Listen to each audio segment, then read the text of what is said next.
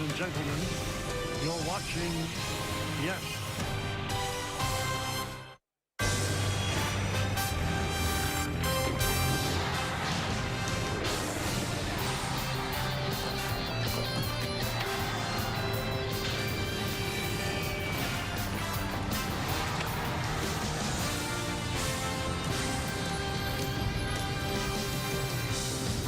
It is a summer-like day here at Yankee Stadium, a gorgeous day for a ball game, and a great day for Max Fried to make his Yankee debut. First time he dons the pinstripes here in the Bronx, and he'll get the start against Milwaukee. And it is time for baseball, as the Yes Network presents New York Yankees baseball. It's the Brewers against the defending American League champion New York Yankees in the second game of a three-game set from Yankee Stadium in the Bronx. Opening week, presented by PNC Bank. Hi, everybody, and welcome to Yankees Baseball, along with Paul O'Neill and Joe Girardi. I'm Michael Kay. Yankees won on opening day, and they did it in fine fashion in front of a sellout crowd. They try to make it two in a row, and they send out the guy that is now the ace of the team, and that's Max Fried. Michael, he's got a number of different pitches to carve you up, and what you're going to see is you're going to see a fastball that at some point this season will probably touch 97, and he has the ability to locate it on both sides of the plate. That is Bayou. He's got an outstanding changeup that he worked really hard on in spring training. He's got the sweeper to get the lefties and that 12-6 hook to get the righties. This guy is an outstanding pitcher. I had a front row seat in Philadelphia. Watch him carve up hitters. You see what he has done since 2019. Look at that stellar ERA, 3.06. Well, in the first game on Thursday on opening day, the Yankees got just enough offense to win. And right in the middle of it, two youngsters who are really good friends, and they contributed home runs. Well, you always want to get off to a good start, and you're going to wonder who is going to be part of this offense. Well, you got a catcher leading off. Why? Well, because he goes deep. First time in Major League history out in the stands. Got the fans going. And Anthony Volpe, you just hope that he continues to progress and become the player that the Yankees think he is. I mean, these are two guys that can add a lot to this Yankee offense. Well, for Wells' first opening day leadoff home run in Yankees history, and for Volpe, second youngest shortstop behind Derek Jeter with an opening day home run. So good company for Anthony Volpe. You know, Aaron Judge used to be a young Yankee. Now he's a veteran. He's the captain. And he had a big hit on Thursday. He's got big aspirations for the upcoming season. Meredith Marakovich talks with the captain next. It is a beautiful day for baseball on Yes here in the Bronx. Game 2 of the three-game series between the Yankees and the Brewers is coming your way in just a few minutes. Hey, everyone, I'm Meredith Marakovich. The Yankees got off to a nice start to their 2025 season with a 4-2 win over the Brewers on opening day. This afternoon, they'll try to continue their success. One thing has been abundantly clear with this team throughout the course of spring. Last year's trip to the World Series was not enough. This team is hungry for more. Definitely anytime you get a little taste of it, you know, you want more. You know, we didn't seal the deal last year. We got a chance to go to the dance, but didn't finish it off. And, you know, going back to 23 where we didn't even make the postseason, that one stung for me the first time, you know, that's happened to me in my career. And then, you know, the following year we followed up with a chance to, you know, we go to the World Series. So I think a lot of the young guys getting a chance to see that and get that experience is only going to drive those guys more to, you know, the year before they had no fun in October to, you know, this past season getting a chance to go to the World Series. So I think those guys are definitely hungry to repeat that and then change the script this year. Yankees fans will get their first look at Max Fried in pinstripes. It's coming your way next, right here on Yes. Yankees baseball on Yes is brought to you in part by the New York Lottery. Get out there and play. By PNC Bank. Opening week presented by PNC Bank. Brilliantly boring since 1865. And by the Hyundai Getaway Sales Event. Deals so right, it almost feels wrong. Only at your local Hyundai dealer. Crowd still filing in the Yankee Stadium on an unusually beautiful March day. It does feel like the middle of June. And it will be a big house for the second time in a row. Yankees sold out opening day. They won that game 4-2, trying to make it two in a row as they start this season with a homestand before hitting the road. Aaron Judge had a big hit, banging off the third base bag that drove in a run, gave the Yankees some insurance for that ninth inning. And now they're ready to make it two in a row as the Yankees take the field, led by their captain, Aaron Judge. And taking the mound for the first time here in the Bronx, it is Max Fried. Left-hander signed an 8-year, $218 million contract with the Yankees. And when they signed him, they said, wow, he's going to be one of the great number 2 starters in a rotation in baseball. But because of the injury to Garrett Cole, he has assumed the role of ace, and he is ready for that. He's done it before, and he pitched very well in spring training. And now he's ready to face the Milwaukee Brewers. Tall left-hander, thin, angular. And he is firing it to Austin Wells as he gets ready. Let's take a look at the Brewers starting lineup. Churio in left field leads off. Yelich, the DH. Contreras will catch. Cleaning up first baseman Rhys Hoskins. Sal Frelick in right field. Joey Ortiz, the shortstop. Garrett Mitchell in center field about 7th. Third baseman Vinny Capri had a home run on opening day. And Bryce Turang is at second base. And he's going to bat 9th. And as we mentioned, they're facing that guy, Max Fried, last year with the Braves. 29 starts, 11-10, 3.25 ERA. You see the rest of the numbers. Let's check out the Nissan Pitchers Scouting Report. Well, Max Fried is all about ground control. Number 1 in the L, number 2 in MLB, only behind Framber Valdez with a 59.2% ground ball rate. Not enough fingers. You don't have enough. He's got 7 pitches. I think that's why we went to PitchCom. And when they signed him, they said it was a luxury. Well, now with the injuries to the pitching staff, he is definitely a necessity. Let's check out the defense behind him. You've got Bellinger in left today. Trent Grisham gets the start in center, and Aaron Judge over in right. This is a lineup against the lefty. Obviously, the Yankees are going to play every now and then. Pablo Reyes at third, Anthony Volpe at short, Jazz Chisholm plays second, Paul Goldschmidt is going to lead off. He's playing first base. Austin Wells behind the plate. Congrats, Daddy Judge. So you get a congratulations, you get a ball, as Judge became a dad, baby girl, during the offseason. Churio's ready. Fried is ready. Let's do it here in the Bronx. First pitch is grounded back to Fried, an outstanding fielder. 1 pitch, 1 out. It's time now for the keys to the game, brought to you by your local Kia dealers. Well, you mentioned it, Michael. It's a lefty lineup. Paul Goldschmidt leading off for the first time in his 15-year career. Aaron Judge goes to the 3-hole. Wells down to the 6th hole. Who's on third? Pablo Reyes is today. He gets a start, 284 against lefties in his career. And getting to know you, new faces, different team, which is always fun to see how this Yankee team is going to come together and mesh, and what type of year it's going to be. 1-0 count on Christian Yelich.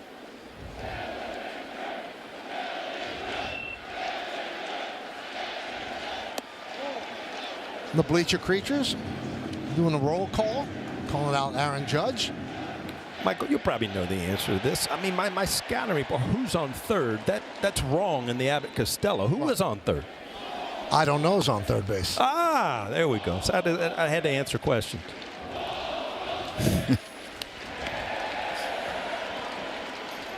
One of the reasons the Yankees shut down Milwaukee opening day, as you look at their top 3 hitters, they were 0 for 13 with 7 Ks.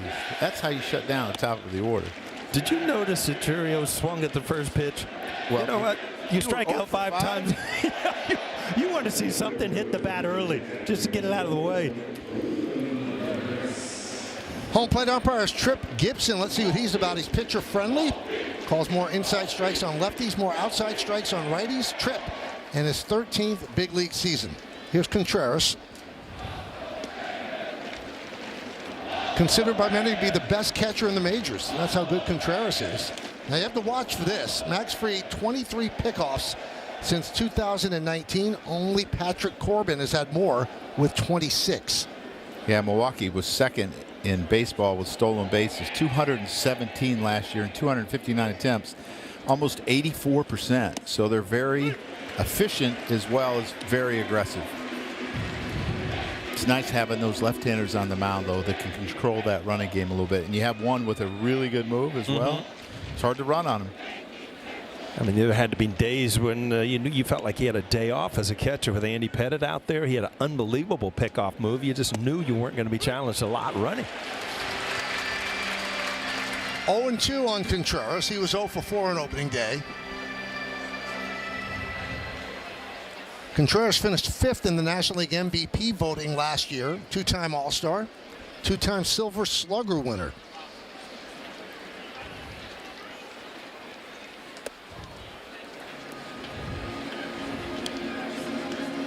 Up to 96 already today. I had it at 97 at some point in the year. Maybe it's going to be a little bit more.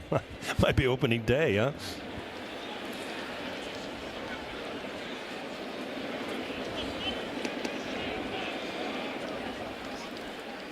The 1-2. Off speed, breaking ball on the back outside corner. He's down looking.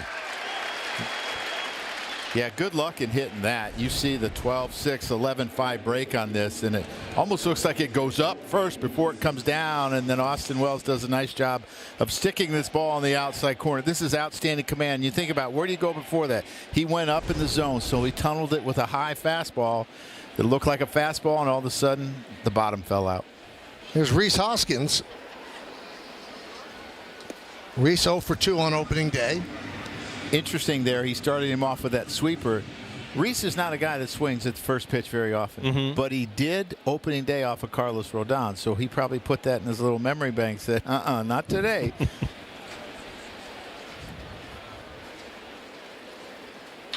Line drive right at Volpe, and that'll do it here in the top of the first. No runs, no hits, no errors, and one man left.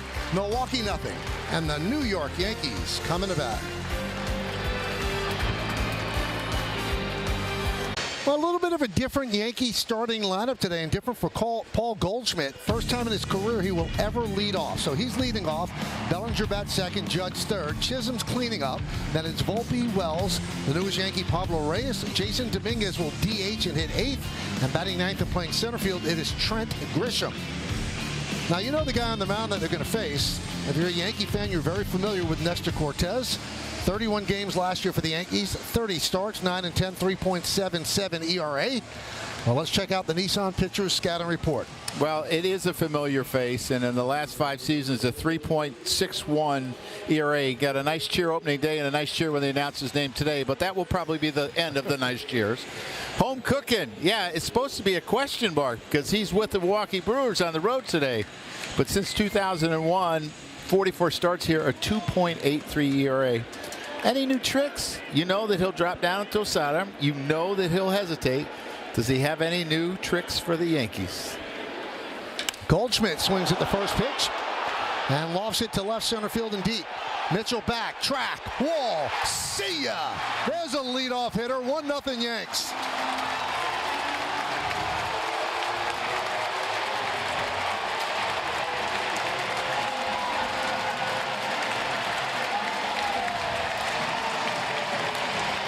Paul Goldschmidt, first of the year. I mean, you look at opening day, Austin Wells right out of the chute. Kind of a awkward leadoff hitters for both of them. Home runs right off the bat. I know one thing. If I don't have a hit yet, I'm going into Aaron Boone's office tomorrow morning early. Wow.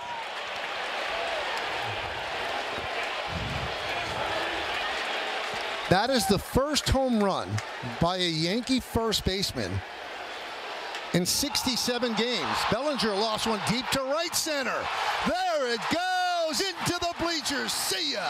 Back to back. It is 2-0 Yanks.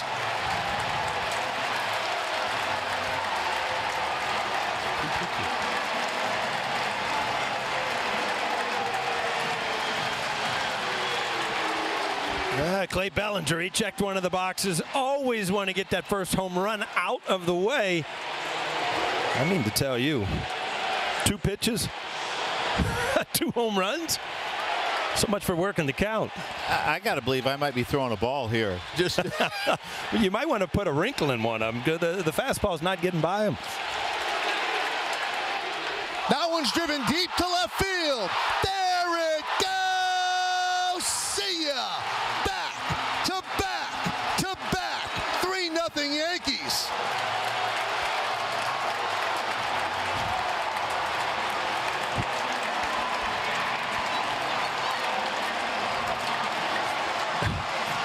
Michael, how do you top this as a first inning? 3 pitches, 3 home runs. The Yankees on fire here early.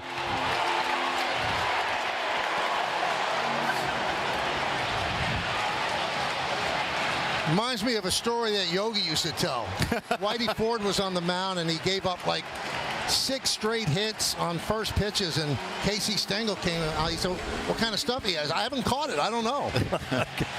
Well, there's Goldschmidt. Little fastball out over the plate, and Nestor does like his fastball, but up in the strike zone, you're going to get a lot of fly balls. Warm day, the ball's carrying. And here's another one. Clay Bellinger, he catches up to 1-2. And this next fellow, Michael, we've been seeing this now for 10 years. Aaron Judge just crushes one. It's got to be so hard. And Joe, you've caught guys that have been parts of organizations, and then they get traded or end up somewhere else, and you end up pitching against your former team, your friends. It's just got to be hard. Yeah, they have taken his aggressiveness with the hard stuff. I mean, he threw a cut fastball to Aaron Judge, but they were ready to hit from pitch one, and it's back to back or belly to belly, to back. First time in Yankee history leading off a game with 3 straight home runs on 3 pitches.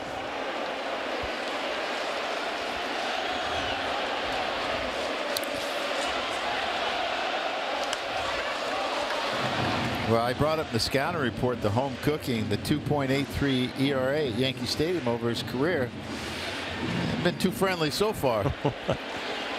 Maybe it's a uniform. You put another uniform on, things change. And a strikeout of Chisholm. 1 away. Boy, Aaron Judge, you just see, and when he puts himself in that position, no lunging, waiting for the ball to get there. Just love to see his swing day in and day out because of the consistency of where he is, where his hands are, where his body is when the ball gets to the hitting area.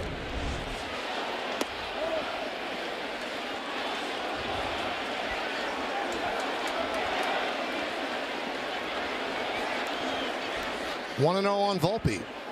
Talking to Boone in spring training, he was talking about Nestor getting the start. He said it's going to be interesting to see if Nestor can control his emotions and his command right out of the box, because he's going to be so jacked up about being back at the stadium.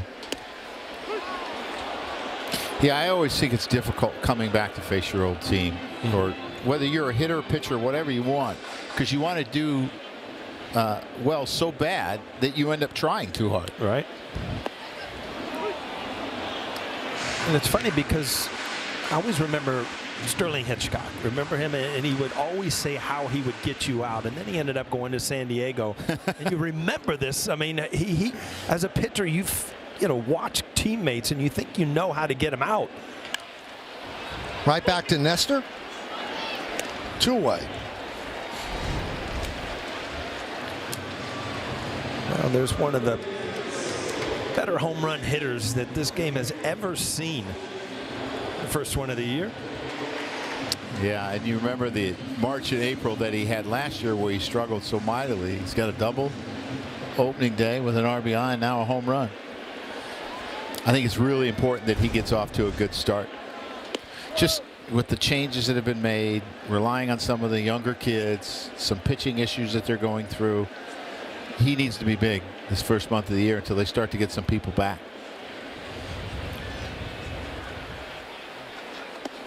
What a great shot of the dugout. Cody Bellinger didn't even have time to celebrate, and then he saw the ball fly and he jumped up with a big grin on his face.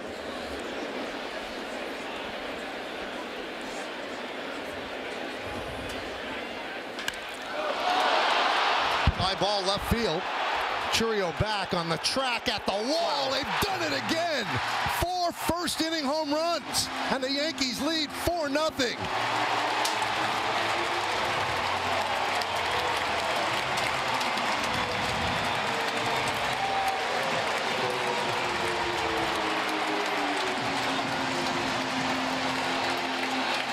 I don't know how you script a better first inning. I mean, if you're Austin Wells, you want to stay in off lefties, and Nestor has had really good numbers off lefties in his career.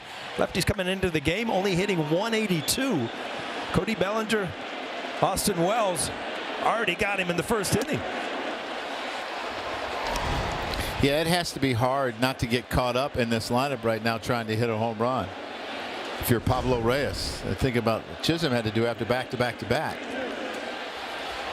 Here's the thing, Aaron Boone was bragging about Austin Wells, and the Friday before the last weekend, they went over to play in Lakeland. Lakeland's a big ballpark. He hit a home run his first at bat to left field, similar to that one, then one to right field, and almost went deep in dead center. Now, dead center's like 430 feet with a, I don't know, 30-foot wall. I mean, he looks really good at the plate, and I want to see him play against left-handers and figure that part out, because this guy's got a lot of power. He's got really good idea of what the strike zone is. He doesn't chase, and you want to see that dangerous bat in the lineup every day. There's a walk to Reyes. Again, as a lefty, you really got to work on staying in there, and it's not like you're beat going the other way. It's just that, you know, you're waiting to see the ball a little bit longer from a lefty. And we talked about an unusually warm day. The ball's carrying, fly balls are flying, and Nestor Cortes is having a nightmare of a first inning. There's Dominguez. This is the first time in their history, which begins in 1903, that the Yankees have hit 4 home runs in the first inning of a game, ever. I'm glad they didn't waste this on opening day. They waited till Yes came on the broadcast. Right? Good point. It's a great point, and I think that they were very well aware. Yeah. They wanted to give a great hitter like yourself something to talk about. Yeah. And you used to always ask in the clubhouse, can a man forget how to hit a homer in a week? Well, they didn't forget. No. I tell you what, Michael's going to have strained vocal cords here before we get to the second.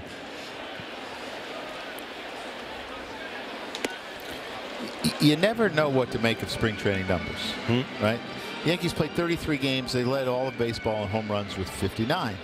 Aaron Judge only hit 1, so there are a lot of other people doing a lot of damage. Well, we've seen that so far in the first 2 games.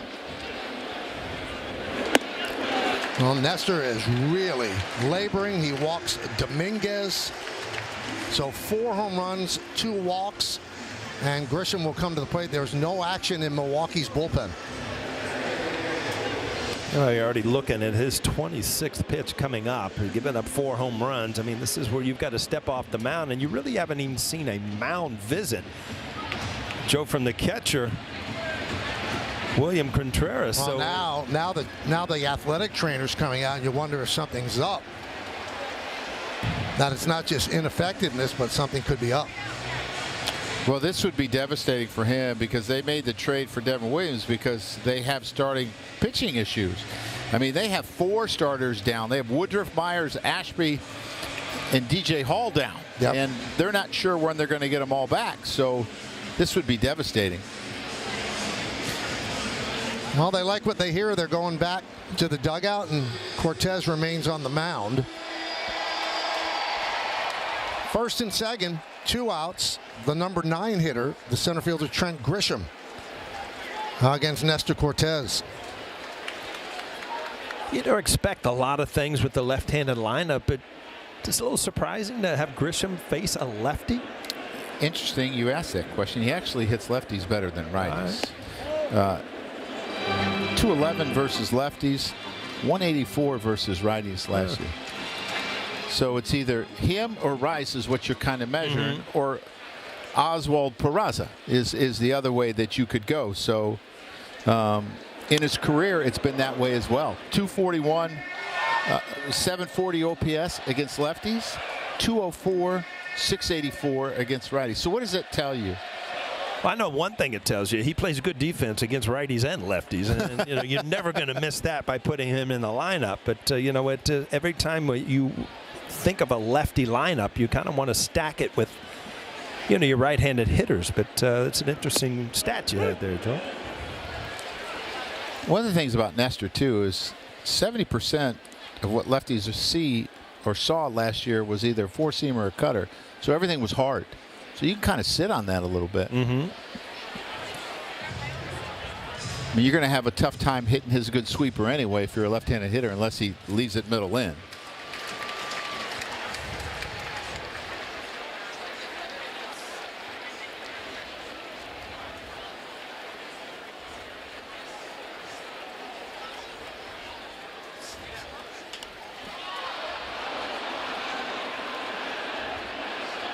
Still 1-2. Game time weather presented by Bigelow, the official hot tea of the Yankees. They're hot. It's 78 degrees. Wind is swirling. Slight chance of rain. Humidity is 34%. How'd you dial this up, this 75-degree day? I brought it on the plane yesterday from Florida. You kind of like it. I see. You know how those planes, they carry the signs over the ocean? I just took a warm breeze and brought it with me. Strike three. Grisham down looking.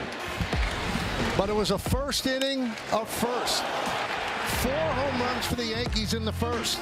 All on first pitches, the first 3. First time in Yankee history that they've had 4 home runs in the first. And when it's all said and done, you have a first inning for the A's and a 4-0 Yankee lead.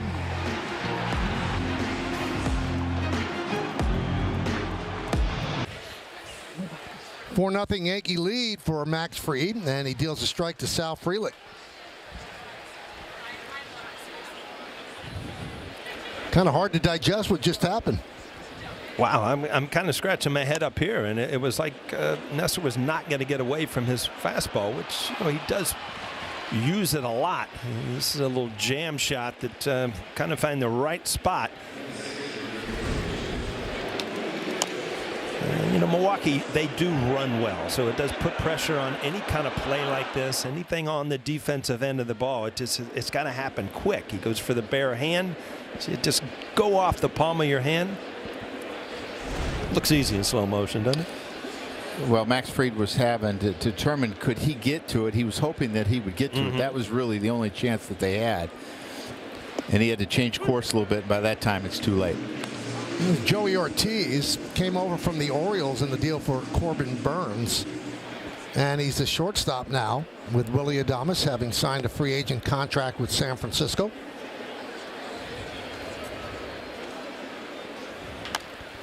Another tapper in front of the plate. Wells Fields goes to second. But he's calling the batter out, and he's sending the runner back to first. Almost hit him outside the batter's box, huh? Yeah, that's the only thing that you could call him out for. Yeah, as he's running out of the box, you see, then he makes contact, and so he's out. Good call. Did you see him make contact? I think it hits his bat. It comes down and hits his bat again, is what I saw. And I'm not sure he's completely out of the batter's. And hit his shoulder there. Shoulder. Yeah, good call by Trip Gibson. I mean, that's a hard call for an umpire to keep your eye on the baseball. Talk about a frustrating out. Yeah. Oh, Lord. I mean, we know that he's a ground ball machine, and we've seen both balls this inning put on the ground, and we saw one in the first inning, but that's a tough one to swallow. I'd be good with that one, right? Oh, coming back to the dugout. I think the Gatorade jug had a problem. Here's Garrett Mitchell. And a strike. Now, I'm going to ask you, Paul, something, because obviously we keep score. How do you score that? I think the catcher gets the out. To you? Yeah. All right, I'm writing it in, Michael, and if you're wrong, I'm coming back to you. Well, you got a bottle of white out over there just in case things change. A big bottle.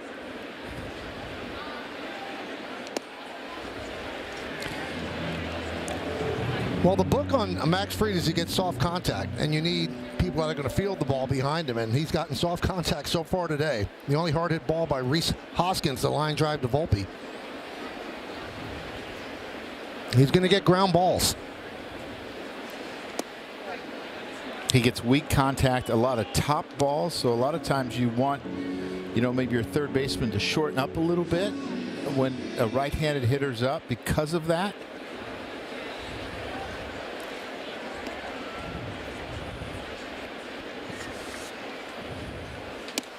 That was a strike to Mitchell. You see Cody Bellinger really taking away the bloop single in left field. Mitchell at the plate. Grisham and Judge pretty much normal depth, but Cody Bellinger way in and left. Just missed the outside corner, 3-2. Paul, do you remember in the years that we played that you'd see such a discrepancy in fastballs? No. No. I mean, you mentioned coming 92 to 97 so far today. Yeah, it's, you would see that once in a while with a 4-seam fastball and a 2-seam fastball, which I don't understand now. Guys throw their 2-seamers as hard as their 4-seamers. I don't know what has changed in baseball, but that didn't used to happen. It's called grip it and rip it. Yeah.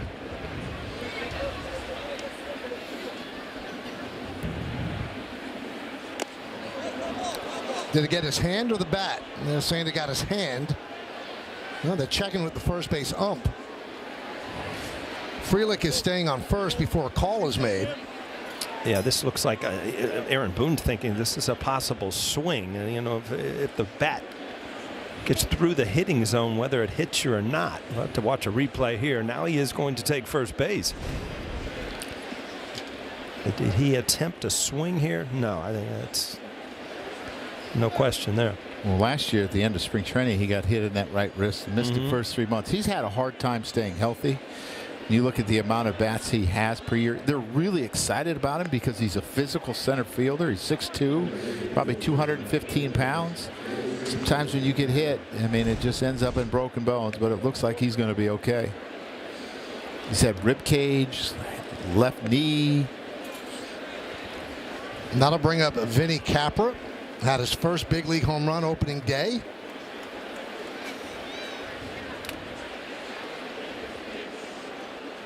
And despite the home run being hit in the visiting ballpark, the Yankee fan that caught it gave him the ball and was rewarded with a signed baseball and a signed bat.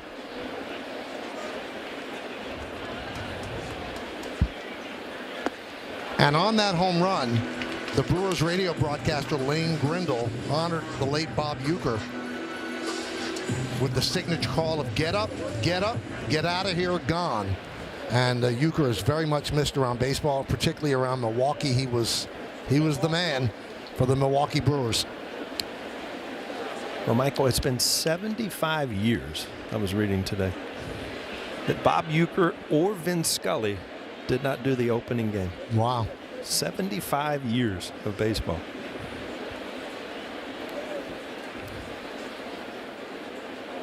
One. Capra lines it the other way, foul. Capra had a big spring training, hit .358, 6 home runs, tied for the major league lead. And then said, it's not a fluke when he did this on Thursday. Yeah, high fastball. Rodon got the ball up in the strike zone. And again, he earned a job. He's a hope that, as a manager, Joe, you've seen this. You have a great spring training. Sometimes it doesn't correlate into a great year, but got up to a good start with the home run on opening day. Up the middle and through for a base hit. Frelick rounds third. He's coming home. Grisham flips the ball into Volpe. It's an RBI single for Capra, and it's 4-1 Yanks. Well, it's an important inning for the Milwaukee. Obviously, 4 home runs in the first inning to try to bounce back. This is a breaking ball that does not have a lot of bite on it and just kind of stays up in the strike zone, lined right back up the middle. Milwaukee gets their first run. Scored 3 runs in these 2 games so far, and Vinny Capra, who didn't know he was going to make the team, has driven in 2 of them. They have Oliver Dunn, a left-handed hitter from the, so it'll be a platoon situation similar to what the Yankees are going to do. There's Bryce Turang. There's a strike. Turang won the Gold Glove last season at second base, and he also won the Platinum Glove as the National League's best defender at any position. He's 25 years old.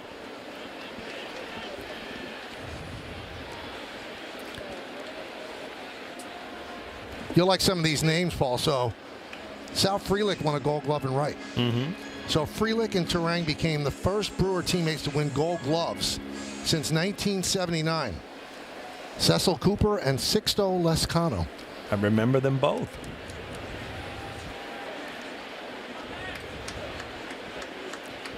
So Max Fried, a little bit of a jam here in the second.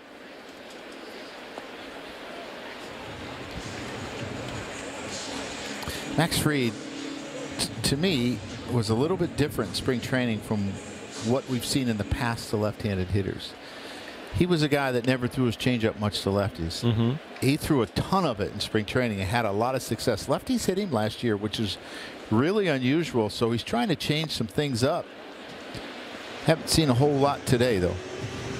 Yeah, I just look back at, I mean, the ability to see the ball from a left-handed pitcher, it makes it difficult if they hide the ball or if they're a sidearm. And Fried is kind of pretty much short arm over the top, which would give you a good look, not really deceptive for a left-handed hitter. Ground ball, Chisholm. There's one. Not in time, gets by Goldschmidt, and that allows Mitchell to score. So a costly error would have been the end of the inning, but instead the inning continues and the Yankees have a 2-run lead. Yeah, it looked like a tailor-made double play off the bat, and you know, Jazz gets him the ball quick, but it gets stuck, and at that point you got to pretty much just kind of hold on to it, because with the overthrow you gave up a run. Yeah, and you have to understand who's running too. Turang really gets down the line well. He's a left-handed hitter.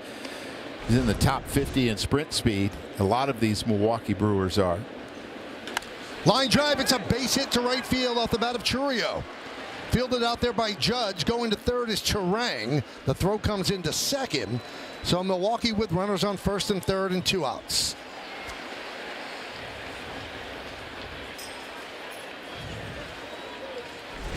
Well, you've had some soft contact, but then you've had some hanging breaking balls that are getting hit hard. This ball, again, another breaking ball that just kind of hangs up in the strike zone. And a good job to line it the other way. You know, as a catcher and a manager, I always loved when our teams had big innings. But you worry when pitchers sit for a long time. Right. Do they come back and just, because they want to get in a rhythm where they're out there every 12, 14 minutes, and all of a sudden you sit for a while. Somewhat of a long first inning, even though there were a lot of first pitch home runs. A lot of times they don't come back as sharp. You know, it's funny because you have so much emotion coming into the game. Obviously, it's opening day. You're a new pitcher to a new organization, and then you have that bottom of the first that just kind of lose it for a minute. And remember, you know, now it's 4-2, and you've got some big pitches here with 2 outs. Well, it would be hard not to get caught up in the offense. Yeah, right. Where you want to stay focused on what your job is. Christian Yelich takes a strike. He walked in the first inning. He was 0 for 4 on opening day. Was having a good year last year until a back injury in late July. Had to have season-ending surgery. 33 years old. 13th big league season. What about left-handers that could do what he just did there, run the ball in on you? I just was shaking my head because that's a pitch as a lefty you just cannot handle because it just keeps running in on your hands. The only thing you can do is open up and pull it foul, and you don't want to get a habit of do that. See, that ball just chases you inside, and you're just beat. Nothing you can do.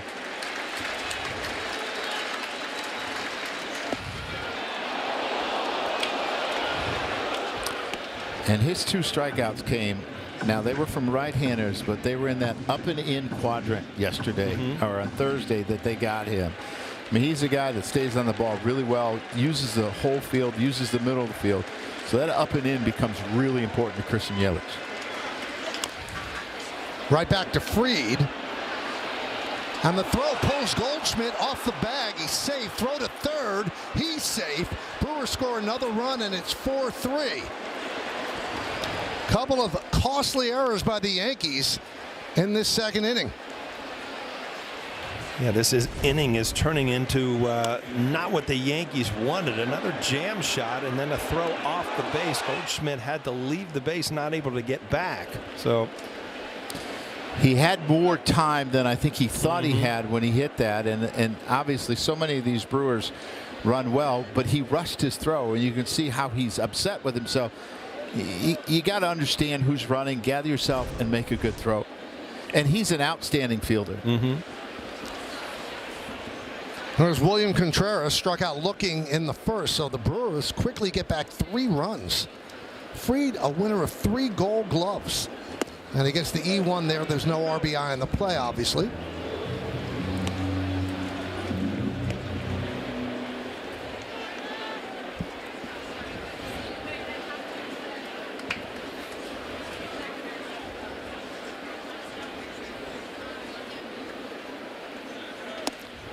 1-1.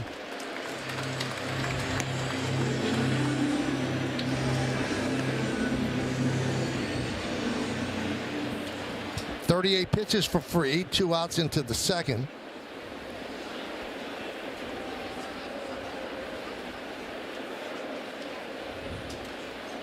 Swing and a miss. 1-2. Well, you can see when he makes his pitches where he wants. I mean, that first pitch was the sweeper down in the strike zone somewhat, and then up and in under the hands, even to a righty.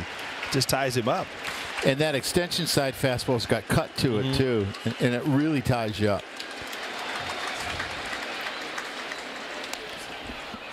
Still 1-2.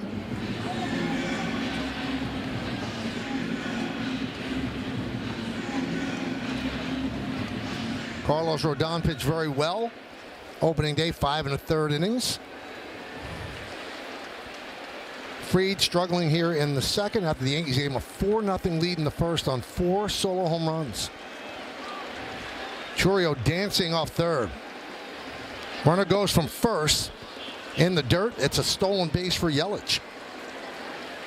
Yeah, I know that as a third baseman, you're playing back there. But that used to drive me crazy as a manager because he gets a big lead. And you know you can't throw through, so you might as well run. I think at that time, that's probably when you try a pickoff, maybe 2 in a row to see if you can get Christian. It used to drive me crazy. Swing and a miss, got him. Strange inning, though. Brewers score 3. Yankees make 2 errors. Milwaukee leads 2.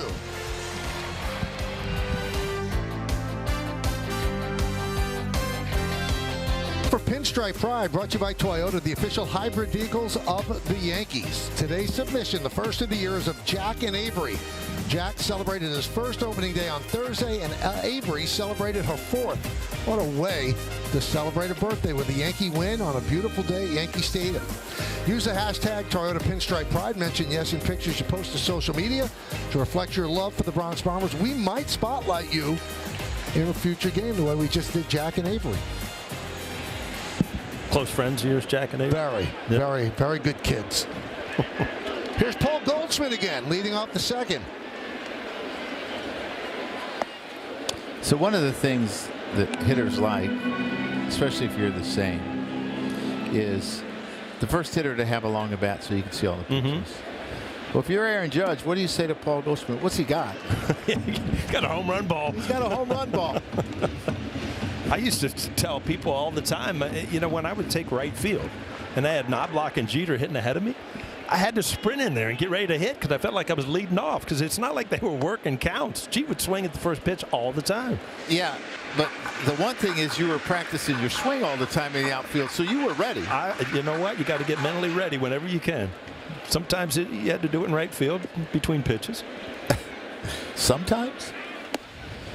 Let's bring in Meredith Moragovitz. Meredith, what did Paul think about leading off for the first time in his career? Guys, I think you'll like this. 1,930 games, never did it before. I asked him if he likes the idea of him being the leadoff hitter, and he just kind of smiled at me, Michael, and said, I don't know, we'll see. Well, turned out pretty good in that first inning. Worked a walk here in the second inning. Something tells me Aaron Boone will not hesitate to put him there in the future. But one thing he did say to me, he's going to treat it like he's at any other spot in the order. He's not going to put too much pressure on himself.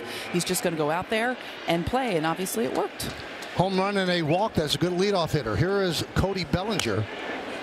Pops it up on the left side. Capra makes the play. All right, it's time for the Mohegan Sun team scouting report. Well, the kids are all right. Volpe, Wells, Rice, Dominguez all have started off pretty well, and they're going to need them to lengthen this lineup. Delightful. I don't know about this comment. They had their 12th in defensive runs saved and 12th and outs above average, and I thought the defense was going to get better with Belly going to center, Judge to right, Goldie. But that hasn't shown. And throwing and showing, there are a lot of pitchers here that didn't expect to be on this roster. Warren, Hedrick, Gomez, Yarbrough, and Carrasco, and here they are, and they're going to have to contribute. Now, Joe's last scouting report there was an homage to the great Walt Frazier, throwing and showing, and the reason we did that today, it's Walt's 80th birthday. So happy birthday, Clyde. Wow. Still wearing the silk. Oh, yes.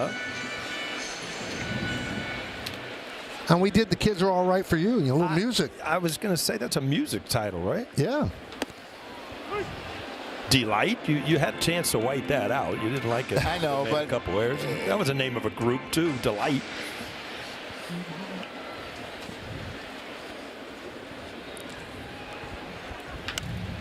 Ground ball to third. 1. And it gets by Hoskins. But Judge will stay at first.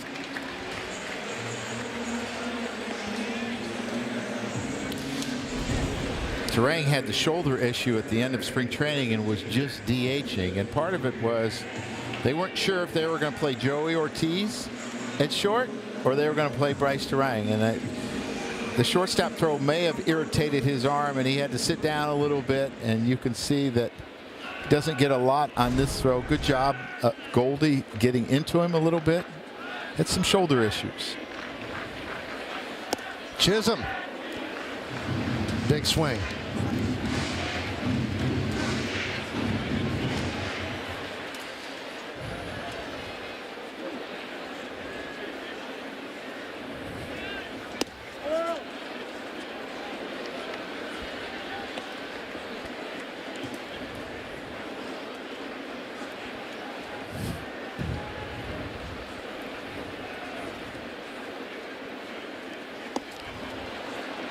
One and two. Really good sweeper there, and you can see why Nestor can be so tough on left-handers. Left-handers really struggled with 204, 530 OPS. I mean, he dominated. And you always got to realize he can change that arm angle too to a lefty. Good piece of hitting by Chisholm. Drops it into left center field. Aaron Judge off to the races. Will get into third. And Chisholm will just cruise into second. Again, I mean, defensively, you see a few things that shouldn't happen. Obviously, the Yankees' last inning. And this play right here, I mean, this is just a little dunker to left field, 2 outs. Aaron Judge is in motion, so he's pretty much going to cruise into third base. This ball has to go to second to keep Chisholm at first base. Yeah, Aaron Judge just knows that he's going to go to third right from the get-go, never slows down. And even a better job by Chaz Chisholm to recognize how high the throw. He missed the cutoff, and I could get into second.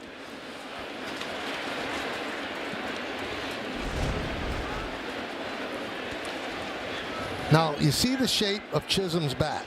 Dude, it's got a big barrel on it. Well, it's actually a little bit lower than the barrel.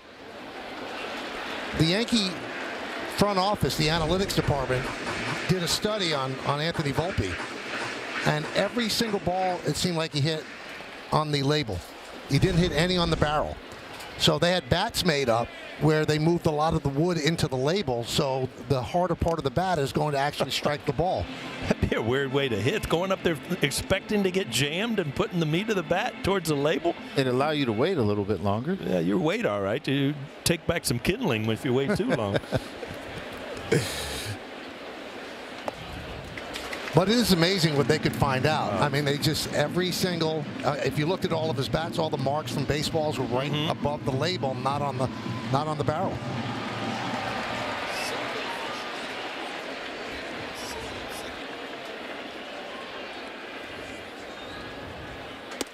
Well, it just goes to show you how hard bats are now too. Because when you used to hit the ball on the label, they weren't lasting. No. To have a bunch of marks. Yeah.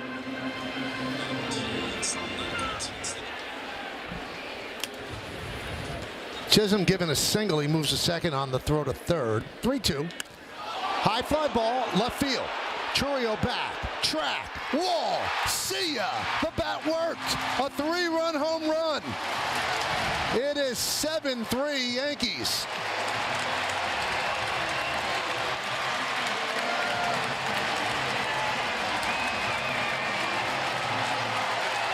Anthony Volpe, he went to right field the other day, left field today. Again, you just hope, if you're Aaron Boone, that some of your younger players get off to great starts to set up for a really, really solid year.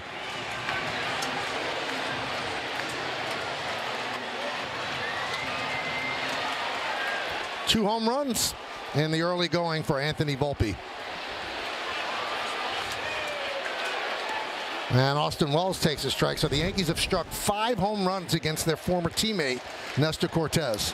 A little cutter didn't quite get there, Joe. And when it's up in the strike zone, you know, you can see it a little bit better. And if it doesn't have that sharp break at the end, Anthony Volpe's very quick to the ball inside, pulls his hands in and kind of stays through it, gets just enough to get it out of here.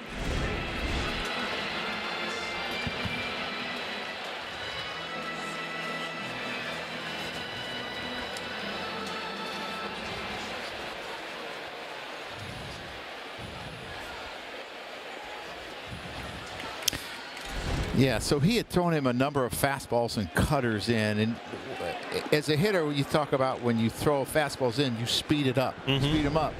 Well, now you throw the cutter in the same spot, and you got him sped up, and all of a sudden it's on his barrel, and it's dangerous. You often wonder why you don't try to backdoor something, because that front hip is probably leaking a little bit, and you run the cutter right into his barrel.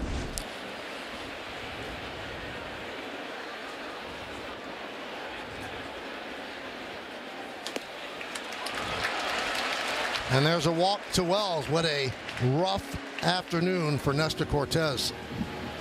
Yeah, this has just been nothing but a you know, an unbelievable nightmare start for Cortes since pitch 1. Finally, the bullpen up. Another lefty.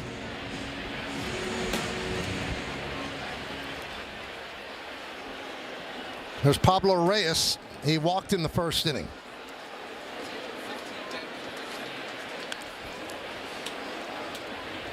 So 4 walks and 5 home runs against Nestor Cortes. You know, early season numbers can almost be hilarious at times. You know, you have a couple bad innings as Nestor has, and you look up at his ERA right now, it's 37.8. So you got a little ways to get it back down to respectability, huh? Oh, quite a beginning for the Yankees. The Bronx Bombers on this Saturday afternoon. Anthony Volpe, the Yankees' 5th home run of the game. It's only 2 innings long.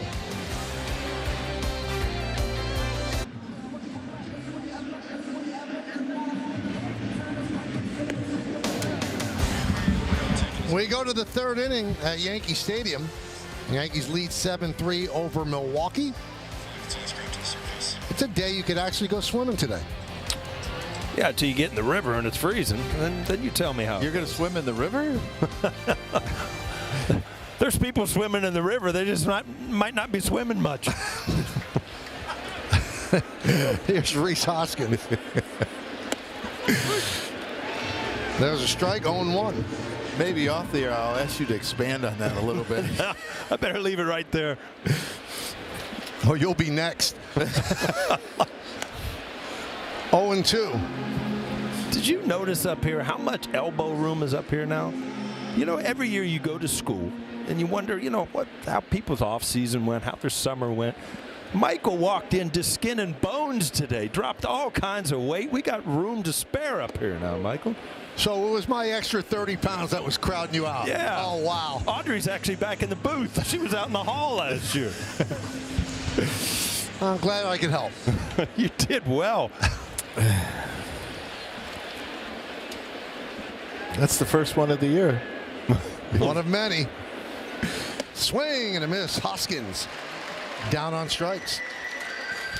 Let's check out FanDuel's live same-game parlay.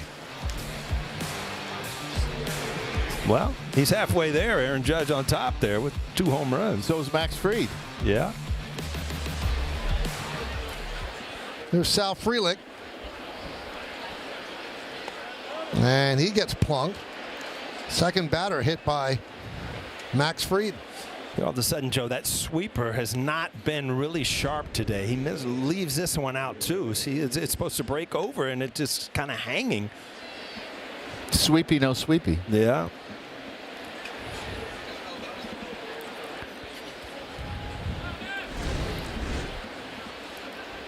Here's Joey Ortiz. He had a chopper in front of the plate and then ran into the ball in fair territory, so he was automatically out. The put out goes to Austin Wells. Never understood. As Mattingly used to tell me all the time, because I would ask him, you know, he really hit lefties well. And he said, I look at the breaking ball, the one right at me. And I just looked at that last pitch. So that one was right at him. What he can swing at it? But it worked for Cap. I guess he never bailed out. Golly. No wonder his back hurt all the time. One at me. I'm hitting the deck. I'm not waiting for it to break.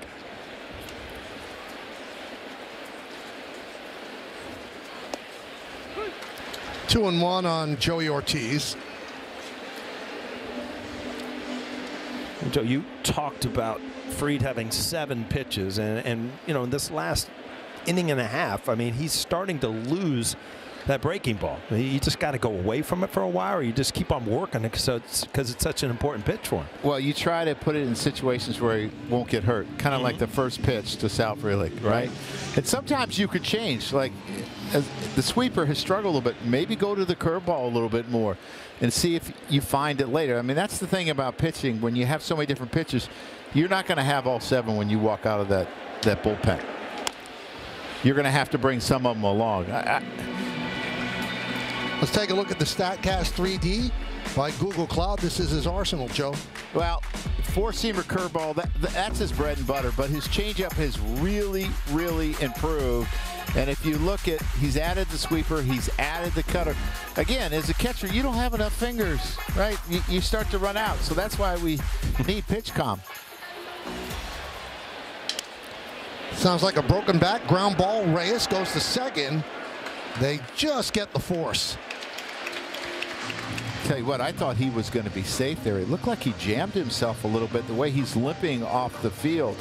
He kind of slowed up when he slid. It kind of reminded me of Paul O'Neill when he used to slide. He wasn't very good at it. There's some things you're not good at. This is a jam shot. Reyes takes a chance to get rid of it. Strong throw across the diamond, but does get the out. And again, I think you're right, Joey kind of jammed that back ankle. As he, how do you do that? Either, sometimes you can actually scrape, that ankle bone when you slide. Just doesn't feel good. Wow, we talked about Fried's move, and there it was. Almost got Mitchell at first base. Also on that slide, it looked like he caught his knee under him as well.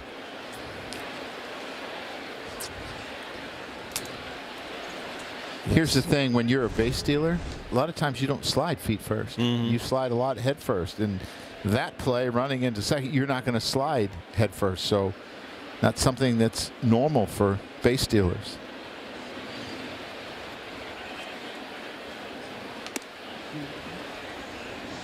Yeah, we're going to watch the slide and see what Paul's talking about, how he kind of jams that right knee.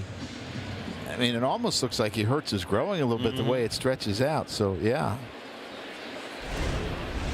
See if he makes it out to right field next inning. There's a base hit to right field. Ortiz will stop at second.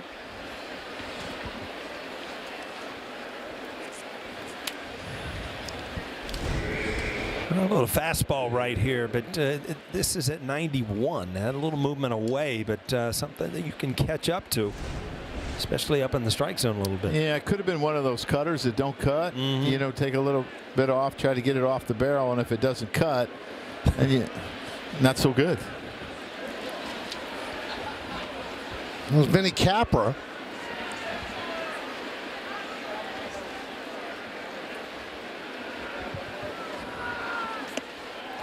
Now, Milwaukee has 3 runs in 2 innings. They're not all earned, obviously, but Fried usually keeps off the board. Since 2020, there are only 3 pitchers in baseball with a sub-3 ERA and 90 games started. Fried, Burns, and Wheeler.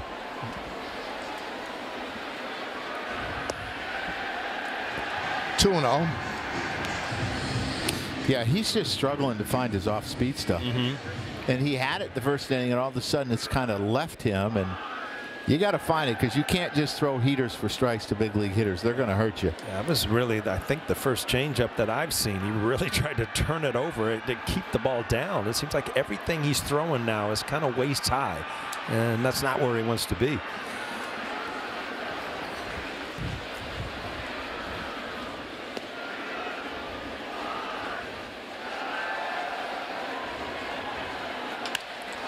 Lofted into center field. Grisham. And that'll do it. No runs a hit and 2 men left. We played 2.5. Yankees up by 4.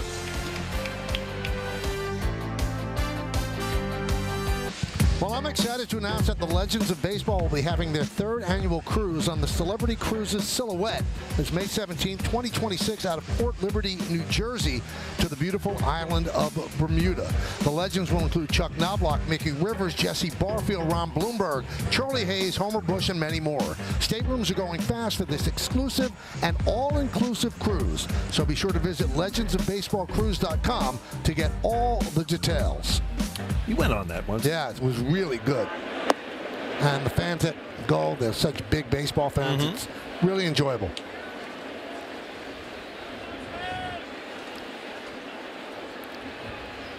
So if you turned on the game late, you have a lot. Yeah, you missed a lot. But the bottom line is that the Yankees had 3 home runs on the first 3 pitches of the game. And they had 4 home runs in the inning. So 3 home runs on the first 3 pitches, leading off a game. First time in Yankee history. And we just find out only the 10th time in Major League history that's ever happened. Dominguez.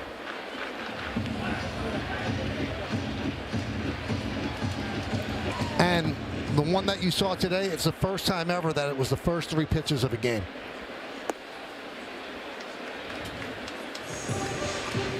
That old saying that you know you can go to a baseball game and see something you've never seen before. You got that today? Well, you know, if you go back 15, 20 years, the reason you didn't see that because if the first 2 guys went deep, the third guy usually got one over his head or something just to get your attention. Huh?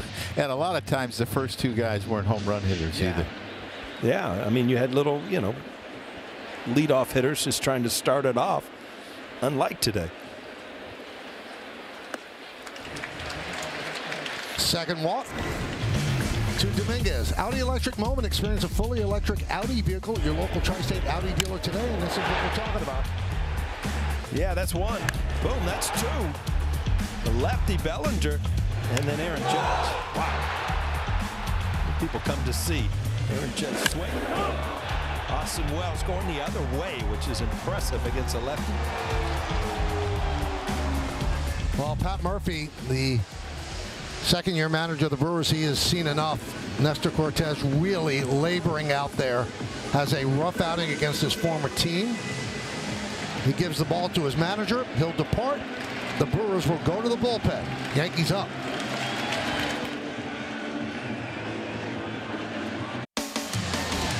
Yankees Baseball on Yes is brought to you in part by Optimum Fiber. Get Optimum, the fastest fiber internet. Don't take slow for an answer. By Memorial Sloan Kettering Cancer Center. And by Mohegan Sun. Something's always happening at Mohegan. During the offseason, the great Bob Uecker passed away. Longtime voice of the Milwaukee Brewers. And was an actor, had a hit comedy show, constantly on The Tonight Show with Johnny Carson. What an unbelievable guy. What an unbelievable ambassador to baseball, and a big loss for all of baseball, particularly the Brewers. Must be in the front row. Right? Yep.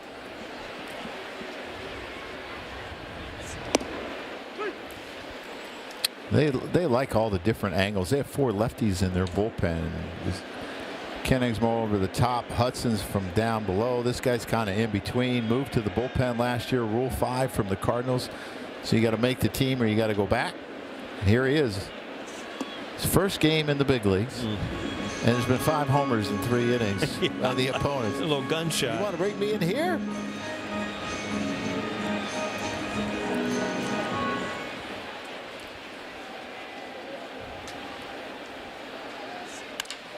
Line in the left field. It's a base hit for Grisham. Dominguez will go to third. Throw comes to second. Yankees playing the corners with nobody out.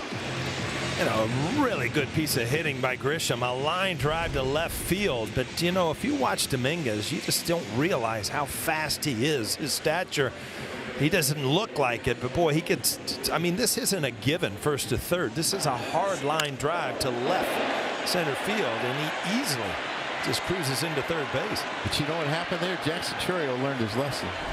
He tried to throw Judge out at third and allowed Jazz to move up. Not this time. Yep. So first and third, nobody out here in the third. Here's Goldschmidt, a home run and a walk. And a strike. see the numbers from last year, but the final 2 months of the season, he was closer to the player that everyone expects him to be. He struggled in the first 4 months of the season. Looked very good in spring training for the Yankees. He was 0 for 4 on opening day, but he hits a home run on the first pitch that he sees in the first inning, and it shouldn't be a surprise because that's his 32nd home run in 138 games against Milwaukee. Only Andrew McCutchen has more with 40.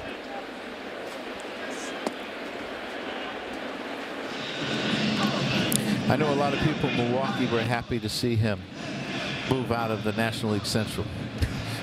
There's certain players that just kill you. Yeah, they just beat up on certain teams, and that was one of them. Ouch. That didn't sound good. Bases loaded as Goldschmidt gets hit.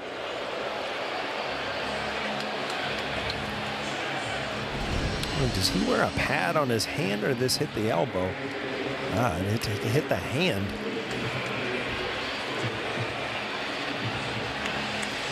Just had like a little wrist guard there or something, and you see it almost ripped it off, but looking like it hit the forearm more than the hand, which is always a good thing. So would you want to be on a team where the pitching coach's last name was Hook? Yeah, like when he's on his way out there, you just walk off the mound. The good thing is, though, the pitching coach usually doesn't take you out, but yeah, I just think it's such an appropriate name.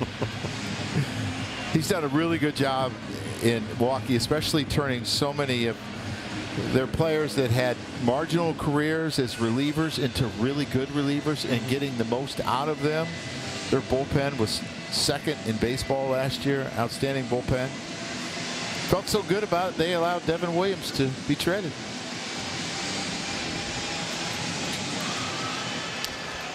Devin Williams had a tightrope ninth inning on Thursday. Threw a lot of pitches. In all likelihood, they probably would stay away from using him today if it's a save situation. So I was talking to the Milwaukee broadcasters, and Devin struggled in the ninth inning, and the crowd started booing after his 17th pitch. And they told me 5 years in Milwaukee, he never got booed.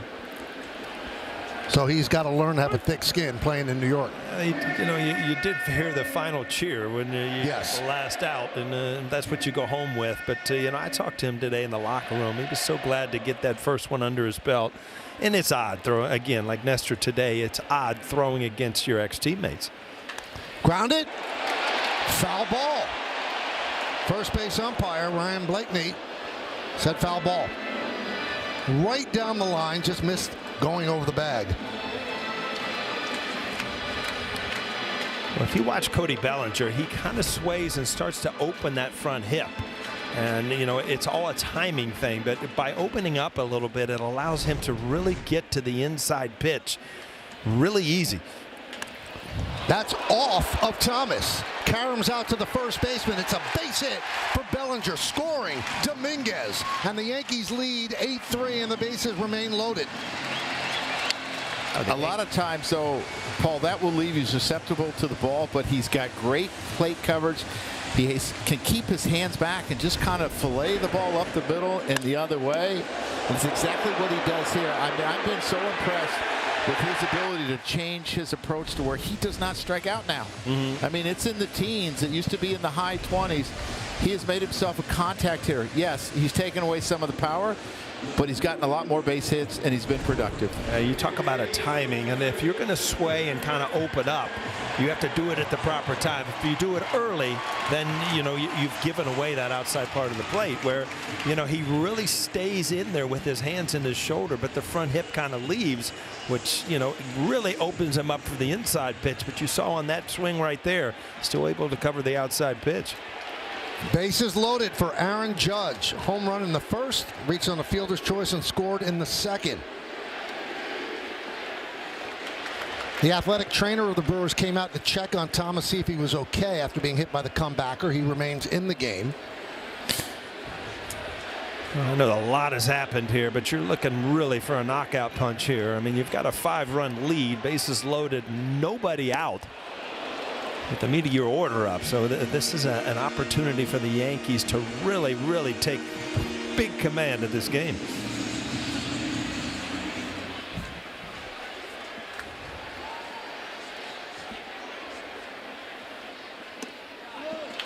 Imagine being Connor Thomas, right?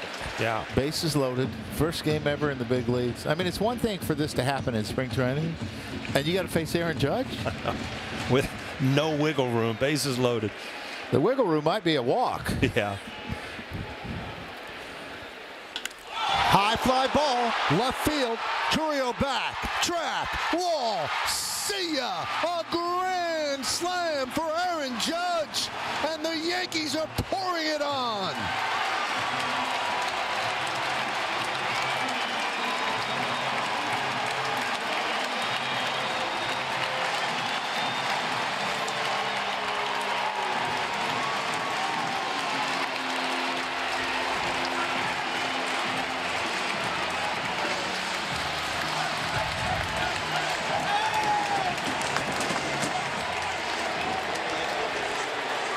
Oh, Aaron Judge, he is so much fun, and you put him in big situations, like you said, Joe. The wiggle room might have been giving up one with a walk instead of four, and one swing of the bat. You go away 4 runs. Who was it? Buck Showalter walked Barry Bonds with the base loaded. There was an open base. It happened to be home. Yeah. But instead, you give up 4.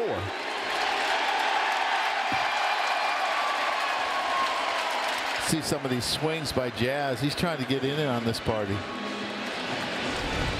Yeah, he really does. And you see Aaron Judge, it didn't take long for the first curtain call of the year. That's why you could never make anything in spring training. He had a tough spring training. And then you look at Jackson Chourio, almost hit 550 at bats, struck out 5 times opening day.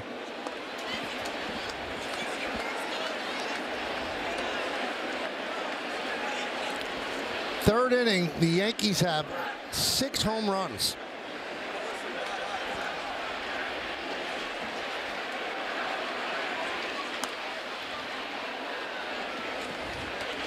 Still 1-2 on Chisholm. Well, ball, you've seen a lot of balls up in the strike zone that these hitters are ready and beating them to the punch. And this ball will obviously, Aaron Judge, when he elevates it and hits it hard, it's gone. Well, Judge won the MVP last year, finished with 58 home runs, and he had a very un-Judge-like March and April. Really got off to a terrible start, and here he is, the second game of the season. He has 2 home runs and 5 ribbies in this game alone. High drive, right field. There it goes. They keep on doing it. See ya. A home run for Chisholm. The 7th home run for the Yankees. A 13-3 lead.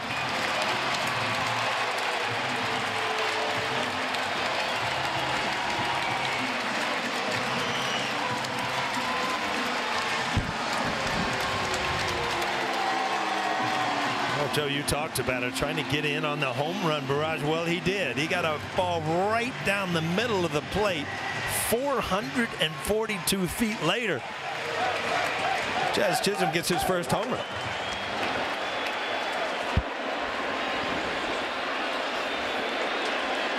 Connor Thomas, welcome to the major league moment, and no one warming in Milwaukee's bullpen. I don't know if I've ever seen anything like this in a game. Yeah, back in Little League. Well, yeah. There was 10-run rule in that game. Well, we got to get through the 5th. I mean, I remember one time I was having what I thought was a poor day behind home plate. The pitchers were giving up a lot of runs. And I went to Mel Stoudemire, and he kept walking out to the mound. I went to Mel Stoudemire in the dugout, and I said, why don't you change my fingers? You're talking about the pitcher. Maybe it's me.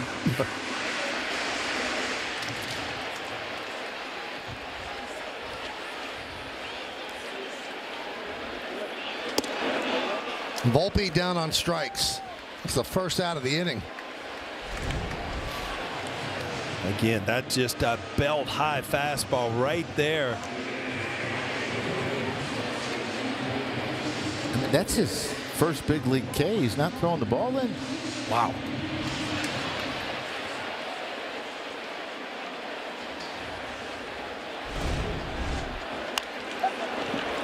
You know, to amplify what a difference a year makes, we told you about the struggles that Judge had early last year. He had 6 RBIs in his first 15 games. He has 5 RBIs in 3 innings in Game 2 this year. Now, if he had a normal April, Paul, he probably breaks his home run record. Believe me, as a player, you can remember, I got off to a bad start last year, and that wears on you because you're fighting out of a hole all year. And sometimes, you bring that into the next year, and you don't want to get in that same spot again. And obviously, big double on opening day, and then a huge day so far today for Aaron Judge. The 0-2, fouled away by Wells. You have players that I believe can talk themselves into being, oh, I'm not a good hitter in April. I'm not a good hitter, the first 2 weeks of the season. Managing Aaron Judge the short time I did, he had so much belief in himself, even when other people didn't. Yeah. Necessarily was his swing going to work at this level? He struggled when he first came up, and then he ended up being Rookie of the Year after not playing very much in 16 because he hurt his rib cage. But he has such a strong belief in himself. I don't think he'd ever talk himself into it. Right field, Frelick coming on, makes the play to retire Wells. 2 outs. Second time the Yankees will have batted around in the order in 3 innings. Max Fried's probably thinking they do this all the time. Yeah, this is kind of nice. You take the mound and you look up and you got 13 runs on the board. I could win a lot of games here. I say. Elvis Peguero warming up.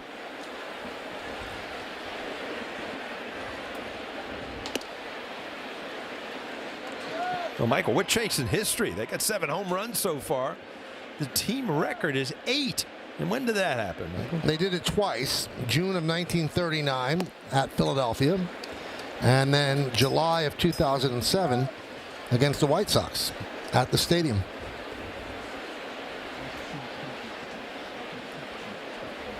Michael, you're the only one that's seen both of those games. I didn't see any of them. Paul didn't see any of them. I guess one, Michael, excuse me. Yeah, I'm thinking 1939, Joe. Yeah. You saw the old black and white from it. That's what he was talking about.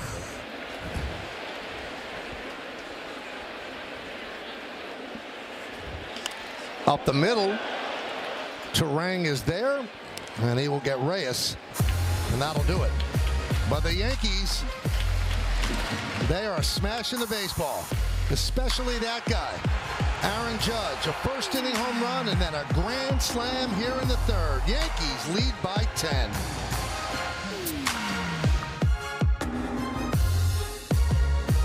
We'll stream every out-of-market game live or on demand, plus stream MLB Network 24/7 for the entire season. Blackout and other restrictions apply. Visit MLB.tv for details. Tri-State Cadillac scoreboard. 13-10-2 for the Yankees. 7 home runs. 3-4-0 for Milwaukee. So Turang will lead off. It'll be 9-1-2 for Milwaukee against Max Fried.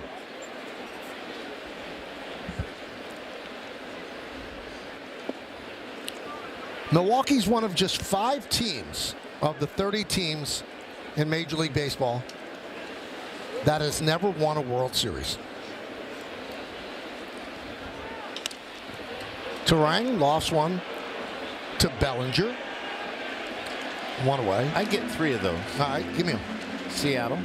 Yep. Seattle's the only team that never beat a World Series. Tampa. Yep. The Rockies. Yep. No, I'm running out. I got Milwaukee. And then there's 1 more. Yeah. Yeah. Huh. You guys should be very familiar with this team. Oh, yeah.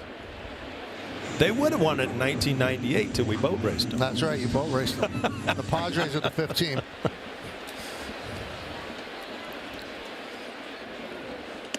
You know, they had that such likable team in 1982. Harvey's Wallbangers, right? Gorman Thomas, and it just they ended up losing to St. Louis in the only World Series that they've been to. Hit sharply and off of Reyes and into foul territory. Chourio will go for second, and he's going to get himself a double.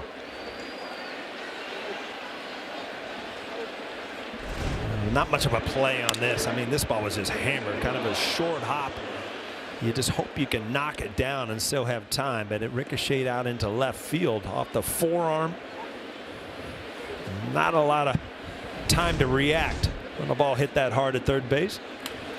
The other problem is it had so much hook on it, right? Your only chance is probably a drop step and backhanded, and then good luck. Foul ball. 0-1 on Yelich. Yelich has walked and reached on a throwing error by Fried. Also has a stolen base.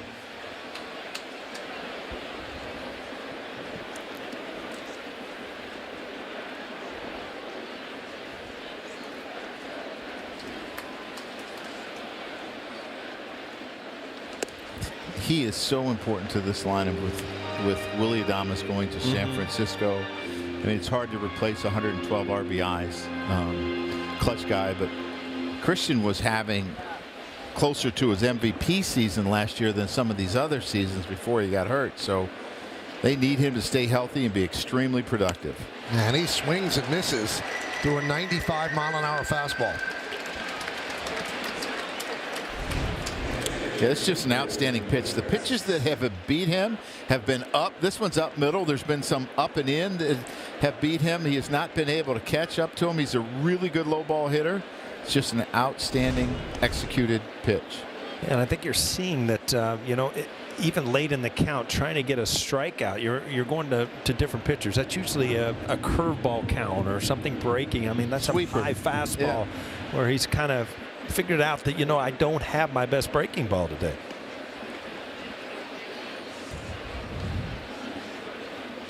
It's got to be a little bit difficult to DH too when you're hitting every hour. You're telling me. Some long innings. The Yankees have hit around twice already. And they're going to use him more now that they got good corner outfielders. Yelich, to keep him healthy, you're going to use him in a DH role a lot, I assume. Pat Murphy was talking to us on opening day about how I asked him, I said, well, how much are you going to DH him? And he said, I don't really have a number, but he takes a lot of pride in his left field, and he's actually improved his arm. One of the big knocks on him, he couldn't throw it all. But he said his arm is actually improved over last year, and he wants to play left, so he's going to play some left. Reyes bobbles as Contreras reaches. Moving to third is Chourio. We'll see how that scored. It's going to be an error, but that ball just hit on the collar of the grass in the dirt and came up on Reyes. You see him try to read it into an easy hop, and then it kind of came up to him.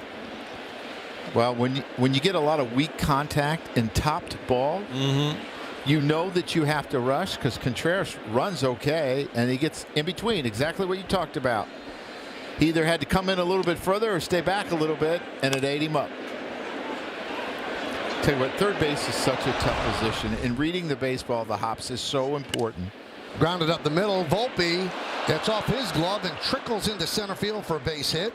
Chourio scores, moving to second. Contreras RBI single for Hoskins, and it's 13-4 Yankees. Well, it's a day of the hitters. There's no doubt about it. I mean, everybody coming into the batter's box today seems to have a hot bat. This ball just off the end of the glove of Volpe. Not able to knock it down. Yeah, he has to do that type of slide because if he lays all out, he's probably not going to get Rhys Hoskins at first.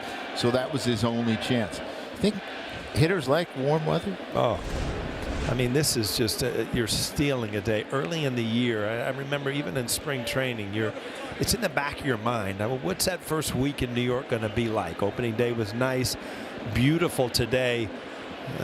The coming week might get a little ugly, but you know what? Playing in April, I always loved to open up in a dome or open up on the West Coast where, you didn't have to worry about anything weather-wise. Here's Sal Frelick. Yankees lead by 9, 13-4. They've pounded 7 home runs. Only the 5th time in their history they've done that.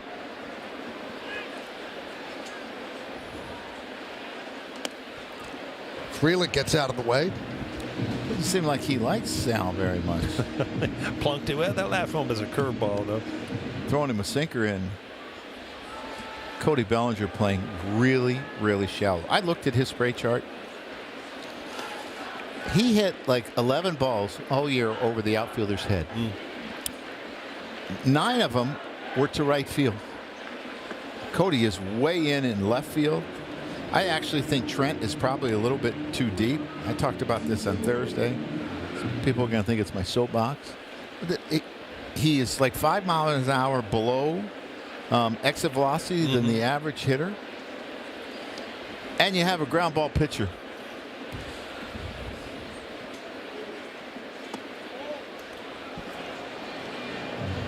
Three and 0.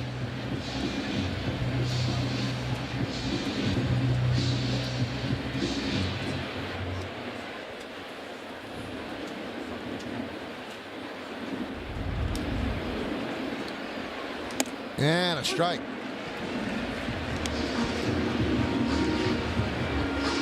Well, Fried still trying to find it. He does not have his A stuff as the Yankees get the bullpen up. But the Yankee offense is certainly giving him some wiggle room. And there's a walk to load the bases.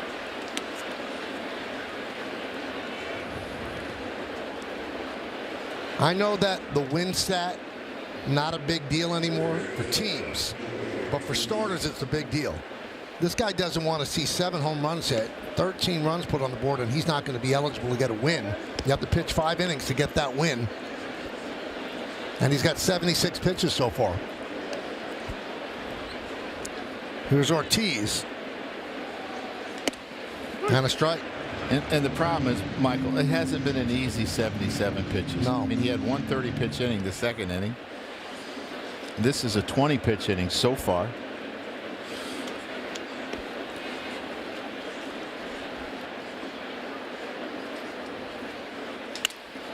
Popped up, going back. Chisholm, and an over-the-shoulder play to get out of a jam.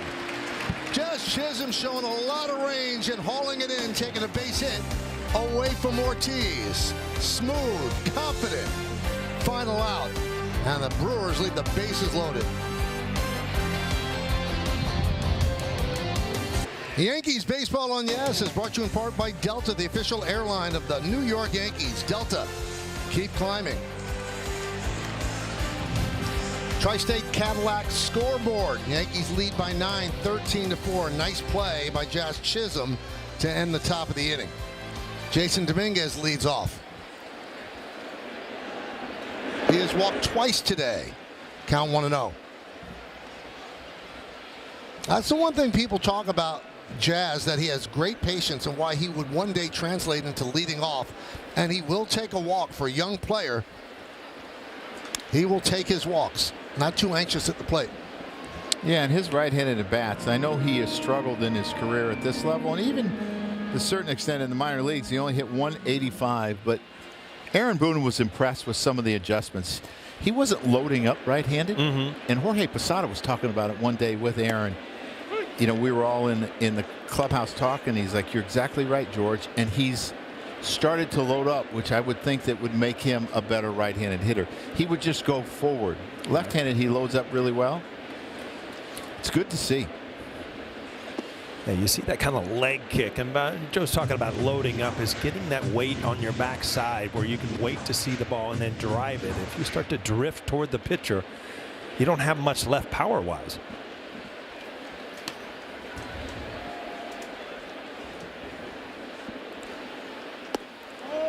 Taking the pitch close, and the count 3-2.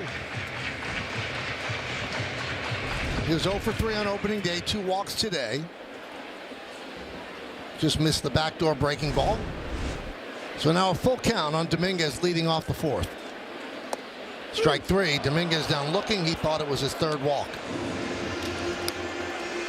Well, took the off-speed pitch away just off the outside corner, and then very close pitch inside. I don't think you can make a better pitch. I mean, look at this. The corner just nips that corner. See, the catcher said he nipped it. You didn't think he nipped it. No, I thought that nipped just off the corner. You never thought a strike was a strike. Well, every once in a while, I would just check. Is that on the corner? Just to make sure where the umpire is. And you said it like that too, very calmly, right? And I never got an answer. No, I was just off the corner. It was, oh yeah, right on the corner. You put your hands on your hips, get frustrated. That's what I used to love. You put your hands on your hips. But you had a theory. The more you argued, the more you got. Well, they got used to it, and they never got mad at you. I don't think it was an intentional thing. It just comes out. You know who I think would really get along with you? Who? Danny Hurley. Danny guys Hurley. would really, you should hang together. We had a blast up here in the booth. He was today. great. Danny likes to argue with officials. UConn basketball coach Dan Hurley. It'd been great if Paul was his assistant basketball coach. Oh, boy. You better be ready to go when the ball goes up, huh?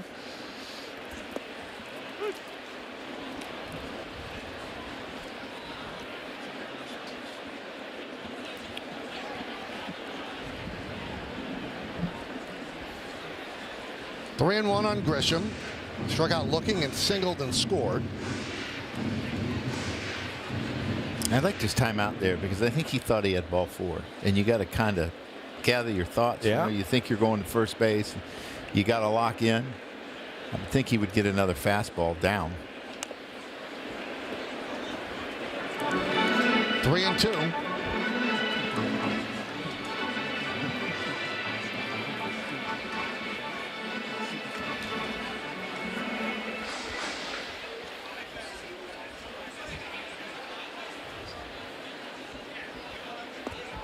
And there's the walk a couple of pitches later. And that'll bring up Goldschmidt, and he kind of set the tone in the first inning. Yeah, first time he's led off a game in his long career. He led it off with a home run, too. Really got things going early. Good catch by one of the lefties in the Milwaukee bullpen. I didn't notice that You live. had a feeling, Yeah. right? We've seen this too often. Goldschmidt, home run, walk, hit by pitch. 1-0. I mean, he's only hit 30 home runs in like 135 games, 134 games against the Brewers. You get kind of used to it. We mentioned that, first base for the Yankees kind of been a black hole the last couple of years in terms of production. So that home run in the first inning, first time in 67 games a Yankee first baseman had a home run. Last one was DJ LeMahieu, who hit a grand slam on July 31st. Last first baseman home run. Michael, I don't do a lot of games, but I have seen the last 2 home runs. There you go. So it's you. Yeah. Boy, were the young players so happy for DJ last year when he did that. Now the record for the Yankees is 74 games from a first baseman not hitting a home run. That was in 1942 to 1943. Tommy Henrik hit the home run, and then Nick Etten hit it 74 games later. And this one is 67, and it's DJ to Goldschmidt, and that's in the live ball era since 1920.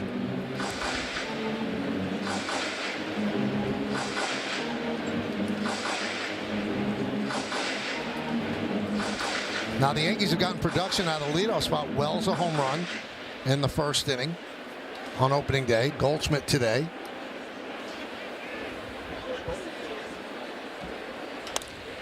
That one is lofted down the right field line. It's a fair ball. It'll go into the corner. Grisham chugging to third. They're going to hold him up there. Goldschmidt gets himself a double. Quite a day for Goldschmidt. Yeah, the leadoff home run that we just saw before this inning started, and then now turn this ball over, try to get movement down and away. Goldschmidt stays with it, just drives it to right field. How deep that ball gets. That ball's almost behind him, and that's the way a right-handed hitter can wait, and still use right field. Well, the Brewers have to bring the infield in for Bellinger, second and third, one man out.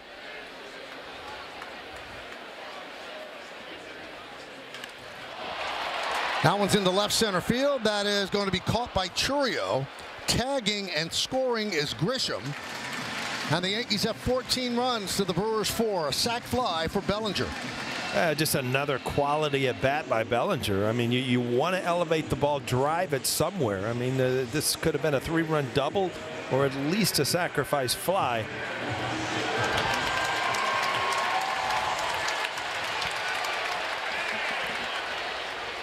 So here's Judge, 2 home runs, 1 a grand slam, the other one solo, 5 ribbies.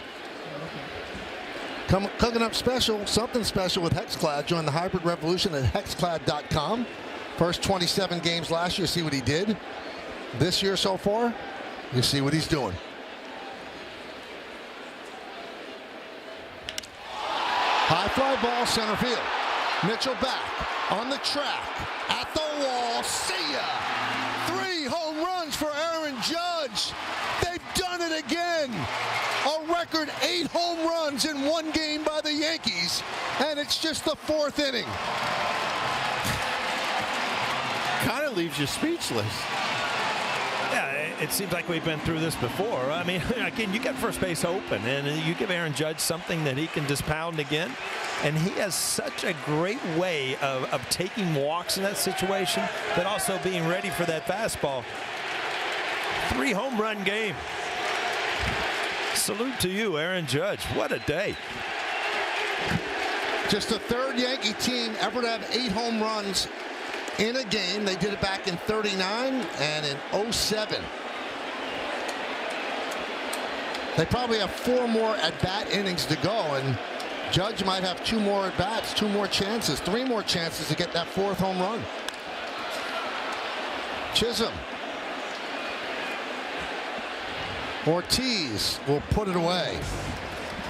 But the Bronx Bombers are living up to their nickname, especially the reigning American League MVP. Sends another one into orbit. 3 home runs for Judge.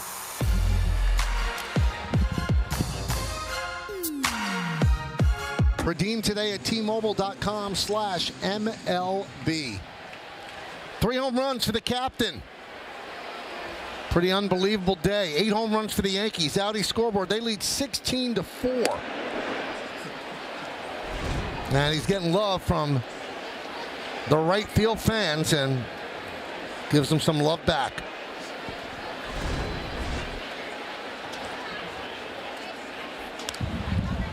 Garrett Mitchell with a fly ball. Bellinger there. Now you might be sitting there wondering, well, what's the record for home runs in a game? It's 10 by the Blue Jays in 1987. So the Yankees have a chance. 10 home runs in a game.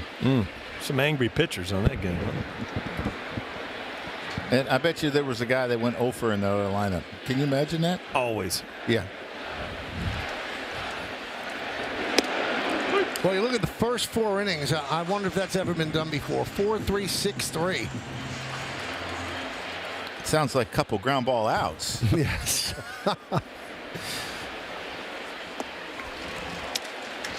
That is his 81th pitch. He threw 76 on Sunday. I would think Aaron Boone would let him get close to 90. He's had to work pretty hard. I think Aaron Boone would love to see him end on a positive note. You know, get some consecutive outs, make some good pitches. Reyes. And a bad throw. And it goes into the seats. So that's another error for the Yankees. As Reyes picks up an E5. I'm not sure if they'll give him a hit before the E5. Another ground ball that he's kind of caught in between, kind of rushes to throw, knowing it's going to be a close play at first, but just airmails Goldschmidt over there. The problem with Max Fried is he gets so many of those top balls that take so long to get to the third base. And Terang off the glove of Chisholm, and it dribbles into right field. Moving to third is Capra. that I think that you have to think about playing your third baseman a little more shallow. It's a good point. Nothing really has been hit hard the other way. Especially against a team that runs really well. Now, if there's a bunch of slugs, you leave them back, knowing that you have time. So an E5 and an E4. 4 errors by the Yankees in this game. Here's Churio. Yankees play back for the double play, first and third, 1 out.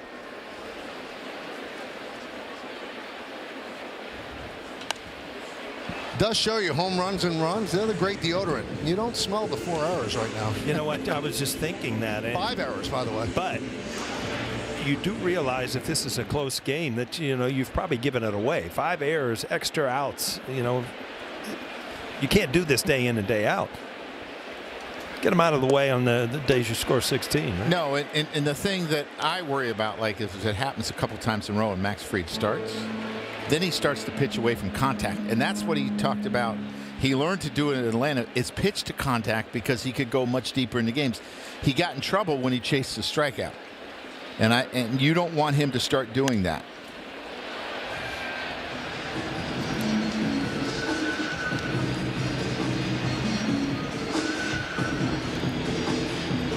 He pitches the contact, and he does get ground balls. And what a good time to get a ground ball right here. Try to get out of this inning.